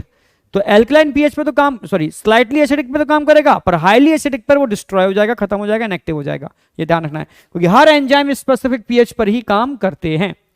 Sodium potassium phosphate common ion है, लगभग सभी जगह होते हैं, मेटाबॉलिक पाथवे में यूटिलाइज होते हैं। मेनली पोर्शन जो बनता है इन दो पर बनता है, तो ध्यान रखना है, वेरी वेरी वेरी इंपॉर्टेंट। इसके अलावा एंटीबैक्टीरियल सब्सटेंस, एंटीबैक्टीरियल सब्सटेंस समझते हो? एंटीबैक्टीरियल जो बैक्टीरिया को मारने का काम करते हैं। कभी आपने देखा होगा मैन वर्सेस वाइल्ड, देखा होगा मैन वर्सेस वाइल्ड, ठीक है। वो बोलता है कि भाई अगर आपके आज की डेट में चोट लग जाती है तो आप एंटीसेप्टिक यूज कर लेते हो, ठीक है, एंटीसेप्टिक यूज कर लेते हो। समझ में आया?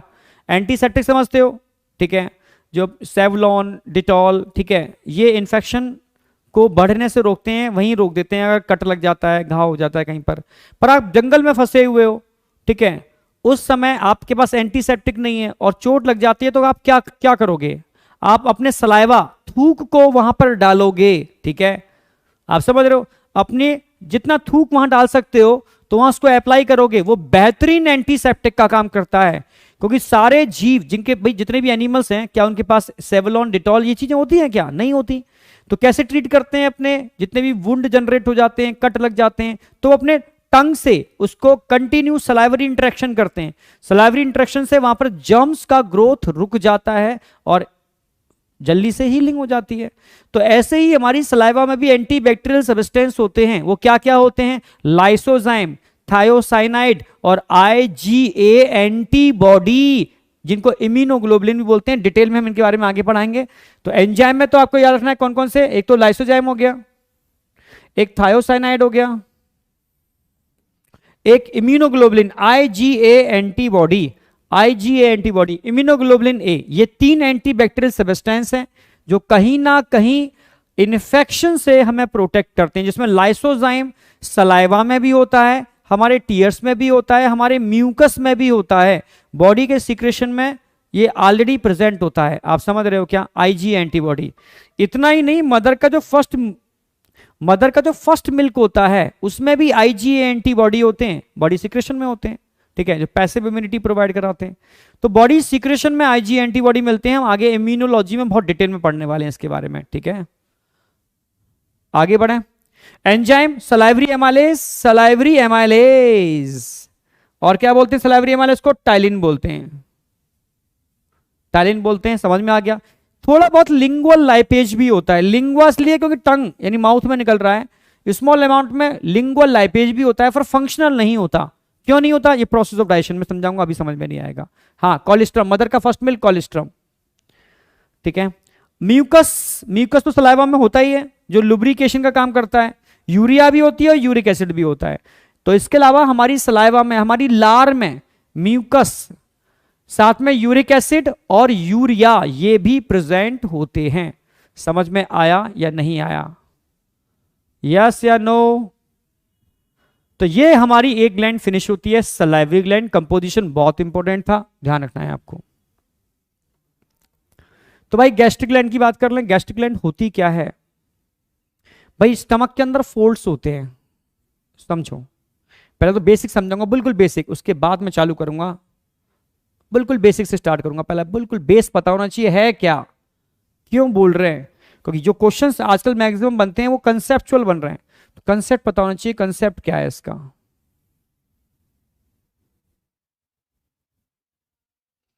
भाई स्टमक है, स्टमक में क्या देखने को मिलते हैं आपको? फोल्ड्स देखने को मिलते हैं स्टमक में, फोल्ड्स। भाई स्टमक में फोल्ड्स होते हैं, ऐसे ऐसे ऐसे। इनको गैस्ट्रिक रूगे भी बोल सकते हो, गैस्ट्रिक रूगे या फोल्ड्स। म्यूकोसा में मिलने वाले फोल्ड्स हैं, म्यूकोसा में मिलने वाले फोल्ड्स। तो स्टमक में ये फोल्ड्स होते हैं, म्यूकोसा में मिलने वाले फोल्ड्स। ठीक है, अलग अलग फोल्ड्स, कई टाइप के फोल्ड्स हो सकते हैं, पर इन फोल्ड में होता क्या है, देखो मैंने डायग्रामेटिकली दिखाने की कोशिश की है। ये म्यूकस, मतलब ये म्यूकोसा में मिलने वाले फोल्ड्स हैं। कौन सी लेयर? म्यूकोसा में मिलने वाले फोल्ड्स हैं। और एक फोल्ड को बाहर निकाल के देखोगे तो इस फोल्ड्स में डिफरेंट टाइप के सेल्स दिख रहे हैं। इन फोल्ड्स में क्या है? डिफरेंट टाइप के सेल्स इन फोल्ड्स में प्रेजेंट होते हैं। मानो ये फोल्ड है, इस फोल्ड में डिफरेंट टाइप के सेल्स प्रेजेंट हैं, डिफरेंट टाइप के सेल्स जो इस फोल्ड का फॉर्मेशन करते हैं। जिस सेल डिफरेंट टाइप के एंजाइम्स रिलीज करते हैं इसको गैस्ट्रिक जूस बोलते हैं। तो एक्चुअल में गैस्ट्रिक ग्लैंड है क्या?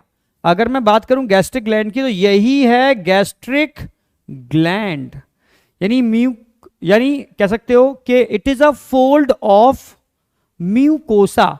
म्यूकोसा में मिलने वाली जो एपिथेलियम थी उसके फोल्ड जो होते हैं जिसमें डिफरेंट टाइप के सेल्स होते हैं, यही गैस्ट्रिक ग्लैंड फॉर्मेशन के लिए रिस्पॉन्सिबल होते हैं। ठीक है, हाँ बेटा, इनको रूगे बोलते हैं, गैस्ट्रिक रूगे भी बोल सकते हो। इन फोल्ड्स को हम क्या बोल सकते हैं? गैस्ट्रिक रूगे। रूगे मतलब फोल्ड,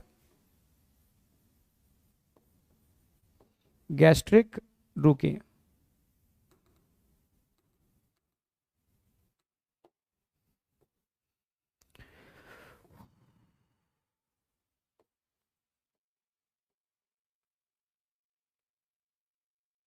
गैस्ट्रिक रूगे, तो ये फोल्ड्स हैं बेटा, इनको गैस्ट्रिक रूगे बोलते हैं। इन गैस्ट्रिक रूगे में ही डिफरेंट सेल, डिफरेंट टाइप के सेल का जो अरेंजमेंट है जो गैस्ट्रिक ग्लैंड के फॉर्मेशन के लिए रिस्पॉन्सिबल होता है।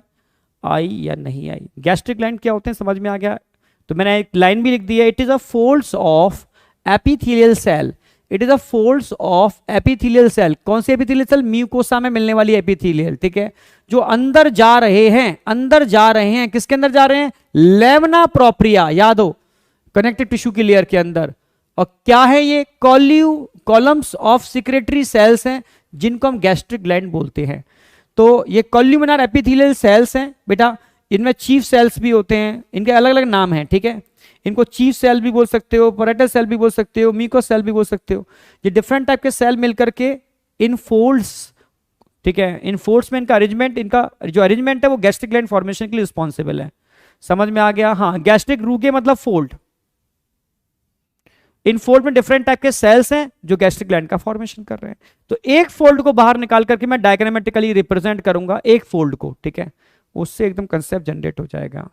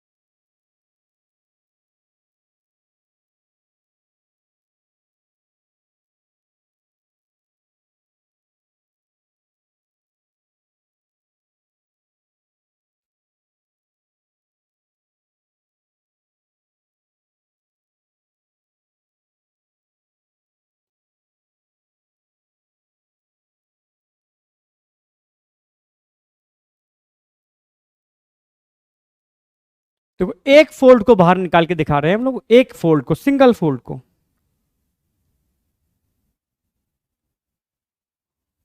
सिंगल फोल्ड को बाहर निकाला हमने, ये इस तरीके से फोल्ड है, तो इस सिंगल फोल्ड को हम क्या बोलने वाले हैं? It is a gastric gland, ठीक है, गैस्ट्रिक ग्लैंड। अगर मैं सिंगल फोल्ड की बात करता हूं तो यहां पर मैंने बताया था क्या थे भाई, स्टमक में मिलने वाले सेल्स हैं,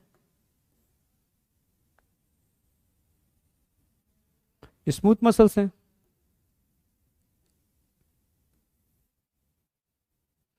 और यहां पर कनेक्टिव टिश्यू भी है, लेमना प्रोप्रिया, लेमना प्रोप्रिया। ये एपिथेलियल टिश्यू पे मिलने वाले फोल्ड्स हैं, लेमना प्रोप्रिया हो गया। ये हमने एक लेयर को कट करके दिखा दिया। तो ये क्या है? म्यूकोसा में मिलने वाली एक लेयर है, ये म्यूकोसा है, उसके एपिथेलियल टिश्यू के फोल्ड्स हैं। तो यहां सारा खेल समझने की कोशिश करना। ये सब नेक पे जो लगे ना, उसकी नेक पर, इनको बोलते हैं mucus neck cell, mucus neck cell. अगर मैं म्यूकस नेक सेल की बात करता हूं तो एक्चुअल में गोबलेट सेल ही हैं, ये गोबलेट सेल ही हैं, पर पूरी बॉडी में एक लौती जगह है जहां गोबलेट सेल को गोबलेट सेल ना कह करके हम म्यूकस नेक सेल बोलते हैं, जो क्या रिलीज करते हैं? म्यूकस रिलीज करते हैं, ठीक है, नेक पर लगे हुए हैं, so it is called neck cell. Release mucus, release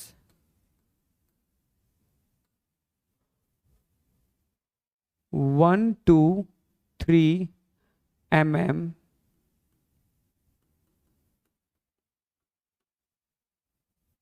thick layer of mucus, रिलीज 1 to 3 mm thick layer of mucus. Mucus की लगभग 1 से 3 mm की थिक लेयर रिलीज करते हैं यही सेल, जो कंटिन्यू नीचे आकर के ऐसे ऐसे ऐसे इंटरनल लाइंड हो जाती है म्यूकस की लेयर। म्यूकस की लेयर ये पूरी लाइंड है इस तरीके से, म्यूकस की लेयर, म्यूकस, ये पूरी लेयर म्यूकस की है इस तरीके से, पूरे इसके लेयर में लाइंड है, इंटरनल लाइंड है। क्या कर रही है म्यूकस की लेयर? क्या काम है इसका? ठीक है, ये प्रोटेक्ट करती है, समझना,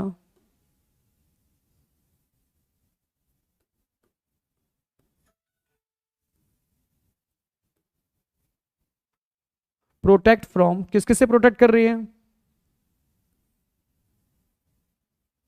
दो चीजों से प्रोटेक्ट कर रही है, ठीक है, एक तो HCl से, और दूसरा प्रोटीन डाइजेस्टिव एंजाइम।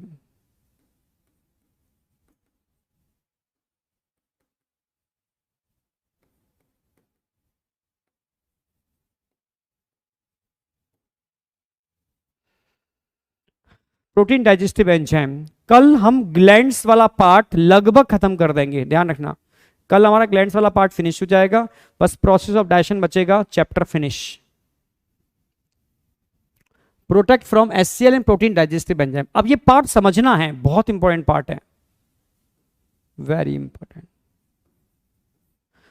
कभी आपने सोचा है कि अगर हम मांस या मीट बाहर से खाते हैं तो एक एनिमल उन्हीं चीजों से बनता है जिन चीजों से हम मिलके बने हैं? भाई हमारे अंदर भी मसल्स हैं, हमारे अंदर भी सारे टिश्यू हैं, उस एनिमल में भी मसल्स टिश्यू हैं, हम उस एनिमल को खा रहे हैं, उसको डाइजेस्ट कर लेते हैं, पर वो अपने ही एंजाइम हमको कभी डाइजेस्ट करते हैं क्या खुद? भाई ये एंजाइम क्या हमारे स्टमक को, हमारी बॉडी को डाइजेस्ट करते हैं इंटरनल? नहीं करते। क्यों नहीं करते, कभी सोचा है आपने? या जो हमारे स्टमक में HCl है, जिसमें आप हड्डी को अगर खा लोगे, बोन को, तो वो डाइजेस्ट हो जाएगी, पर क्या वो नन्ही नन्ही सेल, गैस्ट्रिक ग्लैंड की नन्ही नन्ही सेल, क्या उस HCl से डाइजेस्ट होती हैं? नहीं होती ना। आखिर कौन बचाता है इस HCl से और प्रोटीन डाइजेस्टिव एंजाइम से हमारी बॉडी को, हमारी गट को, हमारे स्टमक के गैस्ट्रिक ग्लैंड्स को कौन बचाता है? आप बोलोगे यही म्यूकस की लेयर। क्यों, कैसे बचाती है म्यूकस की लेयर? क्योंकि देखो कभी HCl की फॉर्म में नहीं बनता, ये पैरेटल सेल होते हैं ना, ये HCl बनाते हैं, ये HCl को H आयन की फॉर्म में रिलीज करते हैं और यहां से क्लोराइड आयन रिलीज होते हैं। जब H आयन और क्लोराइड आयन रिलीज होते हैं इन पैरेटल सेल से, तब जाकर के HCl का यहां आकर के फॉर्मेशन होता है, HCl। और जब HCl बनता है ल्यूमेन में, तब म्यूकस की जो लेयर है वो आपको प्रोटेक्ट करती है इस HCl से। यानी HCl अंदर नहीं था, HCl निकल रहा है एच और क्लोराइन की फॉर्म में, और ये म्यूकस की लेयर आपको प्रोटेक्ट कर रही है उस HCl से। तो HCl से बचाने का काम यही म्यूकस की लेयर करती है। और समझना, यहां से प्रोटीन डाइजेस्टिव एंजाइम निकल रहे हैं, पर प्रोटीन डाइजेस्टिव एंजाइम जो निकलते हैं वो इनएक्टिव फॉर्म में निकलते हैं। जब निकलते हैं तब बाद में एक्टिव होते हैं, HCl की प्रेजेंस में एक्टिव होते हैं, पर जब वो एक्टिव हो जाएंगे तो हमारी बॉडी को भी डाइजेस्ट कर लेंगे, पर नहीं कर पाते। यही HCl, यही म्यूकस की लेयर हमें प्रोटेक्ट करती है इन डाइजेस्टिव एंजाइम से। समझ में आया नहीं आया? ठीक है, तो म्यूकस का कंसेप्ट क्या है?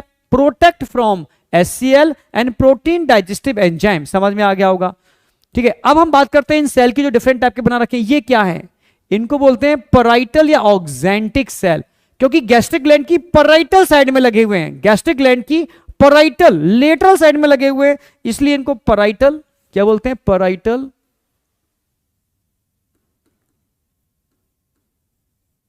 या ऑक्जेंटिक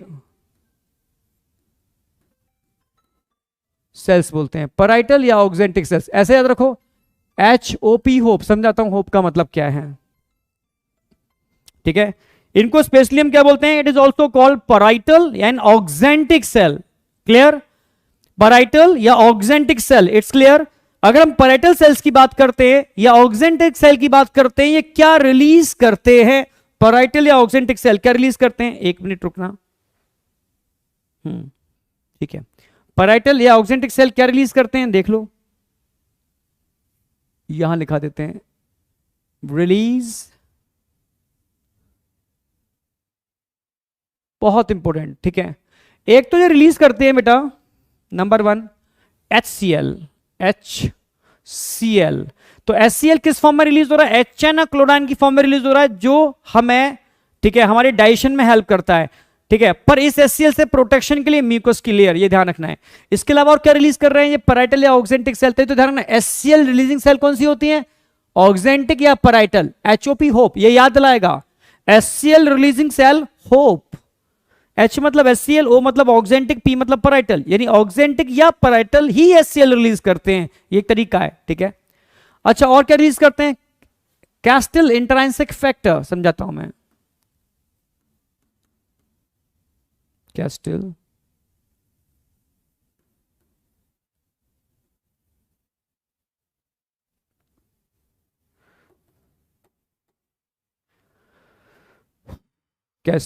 इंट्रांसिक फैक्टर,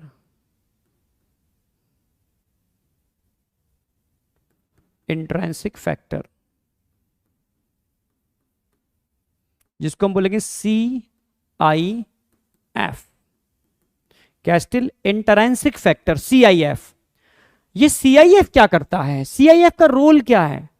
CIF का बहुत इंपॉर्टेंट रोल है। कैस्टिले साइंटिस्ट थे, इसने इस फैक्टर को, इंट्रांसिक का मतलब है अंदर से निकल रहा है, अंदर से निकल रहा है, इसलिए इसको इंट्रांसिक बोलते हैं। और कोई चीज हम बाहर से लेते हैं उसको एक्सट्रांसिक बोलेंगे, बाहर से आ रहा है। तो ये इंट्रांसिक फैक्टर अंदर से निकलता है, आंतरिक कारक बोलते हैं इसको, जो विटामिन B12 के एब्जॉर्प्शन में हेल्प करता है। ठीक है, तो मेन फंक्शन क्या है? For absorption of vitamin B12।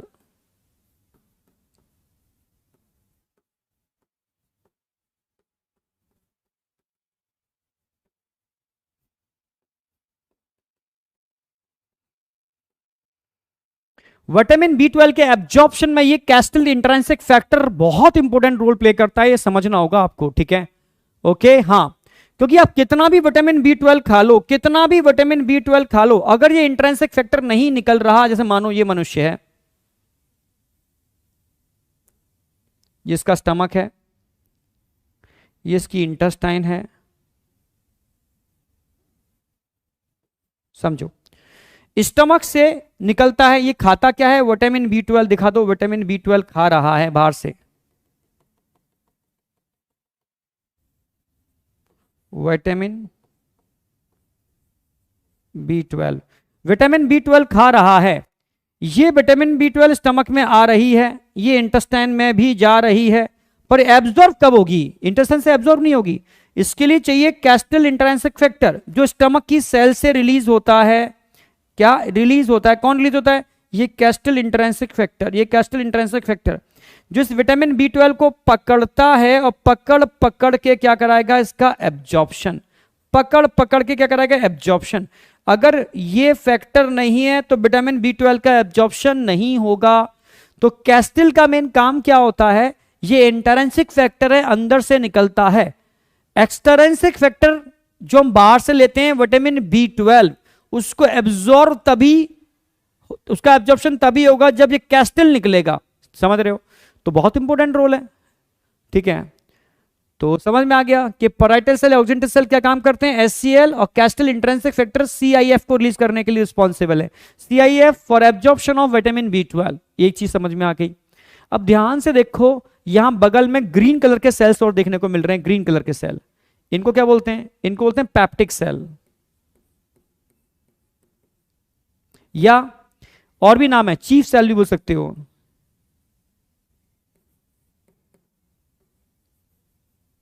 या इनको जाइमोजन सेल भी बोल सकते हो।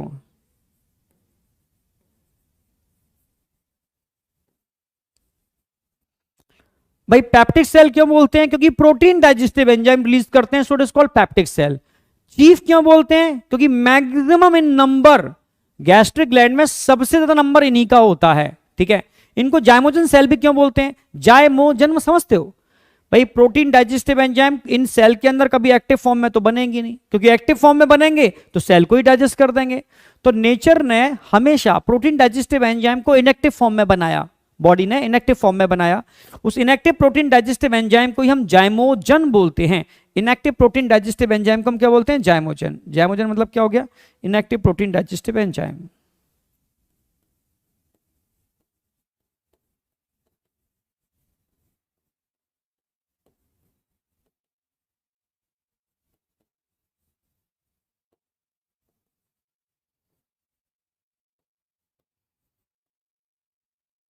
इनएक्टिव प्रोटीन डाइजेस्टिव एंजाइम को हम क्या बोलते हैं, जाइमोजन।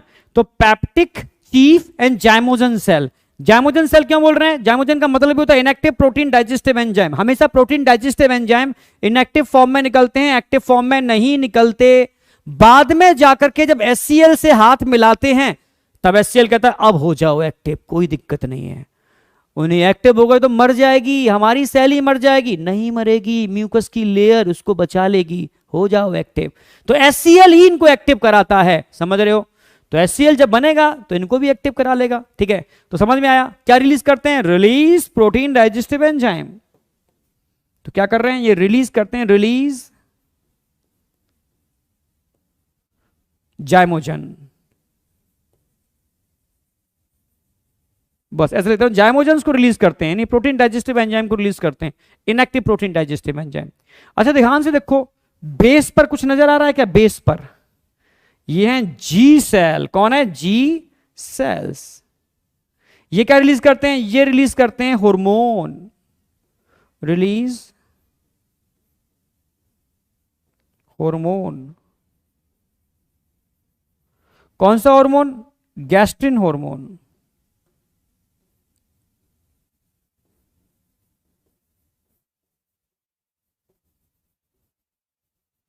क्या काम करता है, control secretion of gastric juice.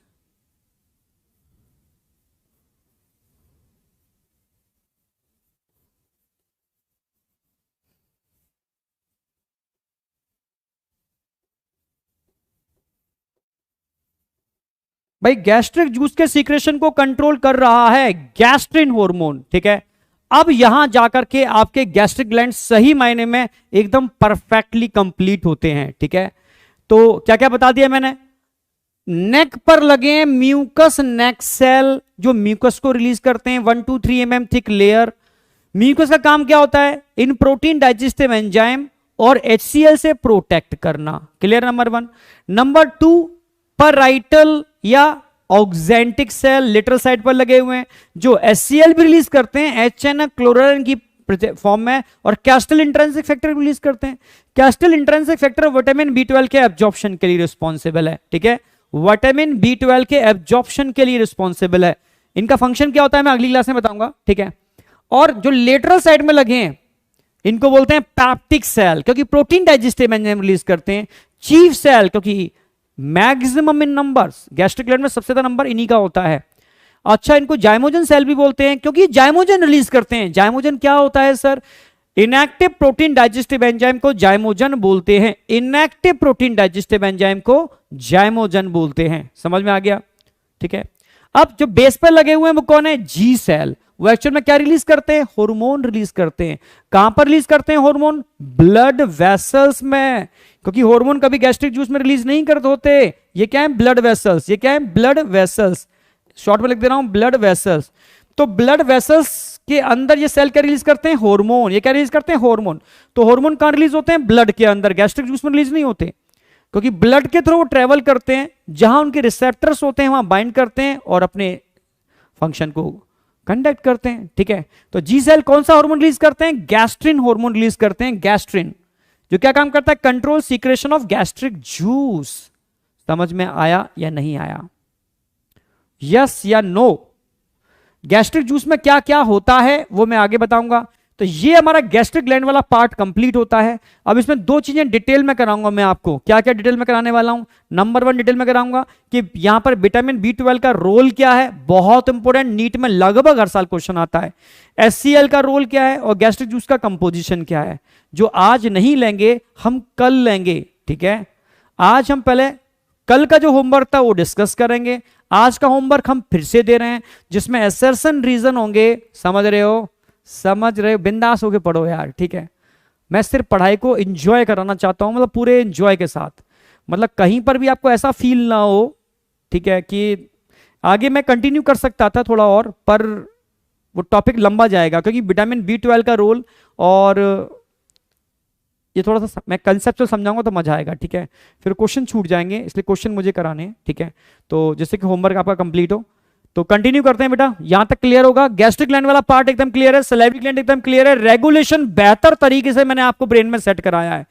कल लगभग लगभग आपका ग्लैंड वाला पार्ट फिनिश हो जाएगा और आगे आने वाले 2 लेक्चर में मुझे लगता है ये चैप्टर एकदम आपके ब्रेन में सेट हो जाएगा। तो हार्डली 3 लेक्चर, ठीक है, खींचा जाए तो 4 तक भी हो सकते हैं, कुछ क्वेश्चन प्रैक्टिस अगर कराते हैं तो विद एनसीईआरटी, तो एनसीईआरटी मिलाकर के 4 लेक्चर, इतने में आपका ये पूरा मतलब सेट हो जाएगा। ठीक है। तो अगला जो टेस्ट होगा उसमें पूरा डाइजेस्टिव सिस्टम आ रहा है पूरा, क्योंकि अगला टेस्ट की तरह नहीं देना है, नीट का सिलेबस बता रहा हूं मैं। नेक्स्ट जो टेस्ट है मतलब नीट का सिलेबस, कंप्लीट डाइजेस्टिव सिस्टम बेहतर तरीके से करना है। ठीक है। बहुत बढ़िया। कल आपके मार्क्स देखे थे मैंने, बच्चों ने बहुत अच्छा परफॉर्मेंस दिया है, फुल में से फुल मार्क्स स्पेशली जूलॉजी के अंदर। बस यही मेंटेन करके चलो यार, कोई हराने वाला पैदा नहीं हुआ। ठीक है। आगे बढ़ते हैं। अच्छा, ये तो मैं कल कराऊंगा रोल वाला पार्ट। एनसीईआरटी मैंने करा दी है आपकी, एनसीईआरटी इतनी ही थी आज। ठीक है। अब देख लेते हैं कल वाले क्वेश्चन डिस्कस कर लेते हैं। ठीक है। कल का होमवर्क हम डिस्कस कर लेते हैं, फिर आगे बढ़ते हैं। जैसे giving below are 2 statement. Statement first, water play an important role in living organism. NCERT की लाइन है, यस इंपॉर्टेंट रोल प्ले करता है। Second, it play role in only metabolic process. ये ओनली कचरा कर दिया, ओनली हटा दो तो सही है, पर ओनली लगाते ही ये स्टेटमेंट रॉन्ग हो जाता है। खाली मेटाबॉलिक प्रोसेस में वाटर का रोल नहीं है। वाटर तो हमारी बॉडी का बेसिक 70% वाटर ही है, जो बहुत सारे मैकेनिज्म है मेटाबॉलिक के अलावा बहुत सारी चीजों में पार्टिसिपेट करता है, तो इसलिए रॉन्ग हो जाता है। तो इसमें क्या लगा के आने वाले? स्टेटमेंट फर्स्ट इज इनकरेक्ट ना, statement first is correct but second is incorrect. Third लगाओ, थर्ड ऑप्शन लगाओगे इसके अंदर। ठीक है। Next, giving below are 2 statement, one is labelled as assertion and other क्या है? रीजन। असर्शन देखो, mouth leads to the buccal cavity. Yes, buccal cavity की ओपनिंग को हम क्या बोलते हैं? माउथ बोलते हैं। बक्कल कैविटी की ओपनिंग को हम क्या बोलते हैं? माउथ। बिल्कुल सही, mouth lead to buccal cavity, ये तो ट्रू है। ठीक है, करेक्ट है। Oral cavity has number of teeth but not a muscular tongue, ये तो बिल्कुल ही गलत दे रखा है। ठीक है, ओरल कैविटी में टीथ भी होते हैं और मस्कुलर टंग भी होती है। देखो, असर्शन ट्रू है, रीजन रॉन्ग है। A is correct but R is not correct. Third ही होगा इसका भी, थर्ड लगाओ। Next, which of the following statement is incorrect with respect to histology of alimentary canal. ऐसे क्वेश्चन में पहले ढूंढा करो करेक्ट या इनकरेक्ट। इनकरेक्ट, ठीक है। इनकरेक्ट क्या होगा? Serosa is the outer most layer made up of a thin mesothelium, ठीक है, with some connective tissue. Serosa is the outer most layer made up of thin mesothelium with some connective tissue. Absolutely right, NCERT की line. Muscular layer is formed by smooth muscles usually arrange in inner longitudinal. No, inner तो circular होते हैं, outer longitudinal होते हैं, यही गलत हो गया। इनकरेक्ट पूछा है, थर्ड सेकंड आ जाएगा इनकरेक्ट के अंदर, ठीक है। स्टमक में प्रेजेंट होते हैं। ध्यान से देखो पूछा क्या है, ए बी सी डी को चूज करो, ठीक है। करेक्ट पूछा है इन्होंने, ठीक है, करेक्ट ऑप्शन। देखो ए कहां दे रखा है? A muscularis externa formed by the striated smooth muscles. Striated नहीं होते, समझ रहे हो? स्ट्राइटेड का मतलब है जिसके अंदर लाइट एंड डार्क बैंड आते हैं, और लाइट एंड डार्क बैंड सिर्फ कार्डिक मसल्स में मिलते हैं और स्केलेटल मसल्स में मिलते हैं। स्मूथ मसल्स में लाइट एंड डार्क बैंड नहीं मिलते, तो रॉन्ग हो गया। बी देखो, B outer most layer and is made up of thin mesothelium with no connective tissue and no connective tissue, गलत हो गया। कनेक्टिव टिश्यू इसके अंदर होते हैं, ठीक है। सी देखो, C formed of loose connective tissue. C क्या है? सी बिल्कुल सही, सी राइट है। Formed of loose connective tissue containing nerve होते हैं, यहां पर ब्लड वेसल्स होते हैं, लिम्फ वेसल्स होते हैं। एब्सोल्युटली राइट, यही करेक्ट हो जाएगा। D form glands, crypt, villi and oblique muscles. Oblique muscles नहीं होते, स्मूथ मसल्स होते हैं दूसरे वाले। ऑब्लिक मसल्स तो स्टमक में कहां होते हैं? एस्टर्ना में होते हैं, यहां नहीं होते। तो एक ही ऑप्शन आएगा थर्ड। मैच करो, इनकरेक्ट मैच ढूंढना है। Small intestine enzymatical digestion of lipid, protein, polysaccharide, right. Oesophagus transport of food from mouth to stomach, right. Large intestine absorption of undigested sugar, fat, amino acid. Large intestine sugar, wrong. Large intestine में किसका absorption होता है? मैंने बताया था some ions, drugs and water, इन सबका small intestine में होता है। स्टमक मैकेनिकल एंड सब बिल्कुल सही, राइट। कौन सा ऑप्शन आ जाएगा? Third option. जो बच्चे थर्ड लगा के आए हैं बिल्कुल सही है। Which layer of wall of alimentary canal contain nerve, blood. ये मैंने बताया क्वेश्चन बनते हैं इस तरीके से, nerve, blood vessels and lymph vessels. ये सब म्यूकोसा, क्योंकि अगर म्यूकोसा होती तो नर्व नहीं होते, यही होते हैं सब mucosa. Which of the following statement is incorrect with respect to histology of. Incorrect पूछा है इन्होंने, अंडरलाइन करो सबसे पहले इनकरेक्ट के ऊपर पूछा क्या है इन्होंने, ये अंडरलाइन करो। Serosa is the outer most layer made up of a thin mesothelium with some connective tissue, सही है। Muscularis layer is formed by smooth muscles usually arrange into the inner longitudinal ना, inner circular होता है, outer longitudinal. Submucosal layer is formed of loose connective tissue, सही है। And oblique muscles layer may be present in stomach, सही है, second option. आगे चलो। Okay, तो ये कल का मैंने होमवर्क दिया था, डिस्कस करा दिया। आज का होमवर्क आपको फिर से करना है, आज का होमवर्क आपको फिर से करना है। कुछ क्वेश्चन अगर नहीं भी हो पाए तो छोड़ देना, वो कल हो जाएंगे, क्योंकि आज गैस्ट्रिक ग्लैंड मैंने कंप्लीट नहीं किया है, कल कर दूंगा कंप्लीट गैस्ट्रिक के अलावा आगे भी। पर कोशिश करना होगा। एक तो मैंने असर्शन रीजन दिया है होमवर्क में, एक मैंने आपको स्टेटमेंट बेस्ड क्वेश्चन दिया है, और कुछ मैंने जो आज कवर, ये मैंने फिलिंग द ब्लैंक्स दिए हैं जो बहुत इंपॉर्टेंट रोल प्ले करते हैं, ठीक है। मजा आएगा इनको करने में। आगे देखो, सलाइवा मैंने करा दिया है, ये करा दिया है मैंने, ये करा दिया है। ये थोड़ा कल होगा, फिर भी आप कर लोगे इसको। अच्छा, ये भी कल ही हो पाएगा, आज तो नहीं होगा। चलो कोई नहीं, ये कुछ क्वेश्चंस हैं जो मैंने आपको कल के लिए दे रहा हूं, ठीक है। कल कोशिश करना जितने हो जाएं, नहीं हो जाए तो टेंशन मत करना, क्योंकि आज गैस्ट्रिक ग्लैंड कंप्लीट नहीं हुआ। गैस्ट्रिक ग्लैंड के ही क्वेश्चंस थे, क्योंकि हर साल लगभग क्वेश्चन आ रहा है, ठीक है। तो टेंशन करने की जरूरत नहीं है, समझे?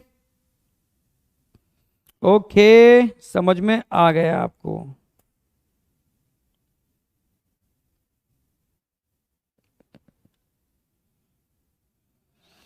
आज के सेशन में अगर वाकई में मजा आया हो तो मुझे कमेंट करके जरूर बताना, मजा आया नहीं आया, एक एक चीज कंसेप्चुअल क्लियर हुई या नहीं हुई। ठीक है, एक एक चीज कंसेप्चुअल क्लियर हुई या नहीं हुई, धूम धड़ाका हुआ या नहीं हुआ, ठीक है। तो मिलते हैं अगले लेक्चर में, ठीक है। कोशिश करेंगे एनर्जी मेंटेन रखें, और फिर संडे को तो जो आपने चॉइस दी है वो एक नाम लेकर के आएंगे और धूम धड़ाके से उसको रिप्रेजेंट करेंगे आगे, ठीक है। वो सेशन हमारा कंटिन्यू रहेगा।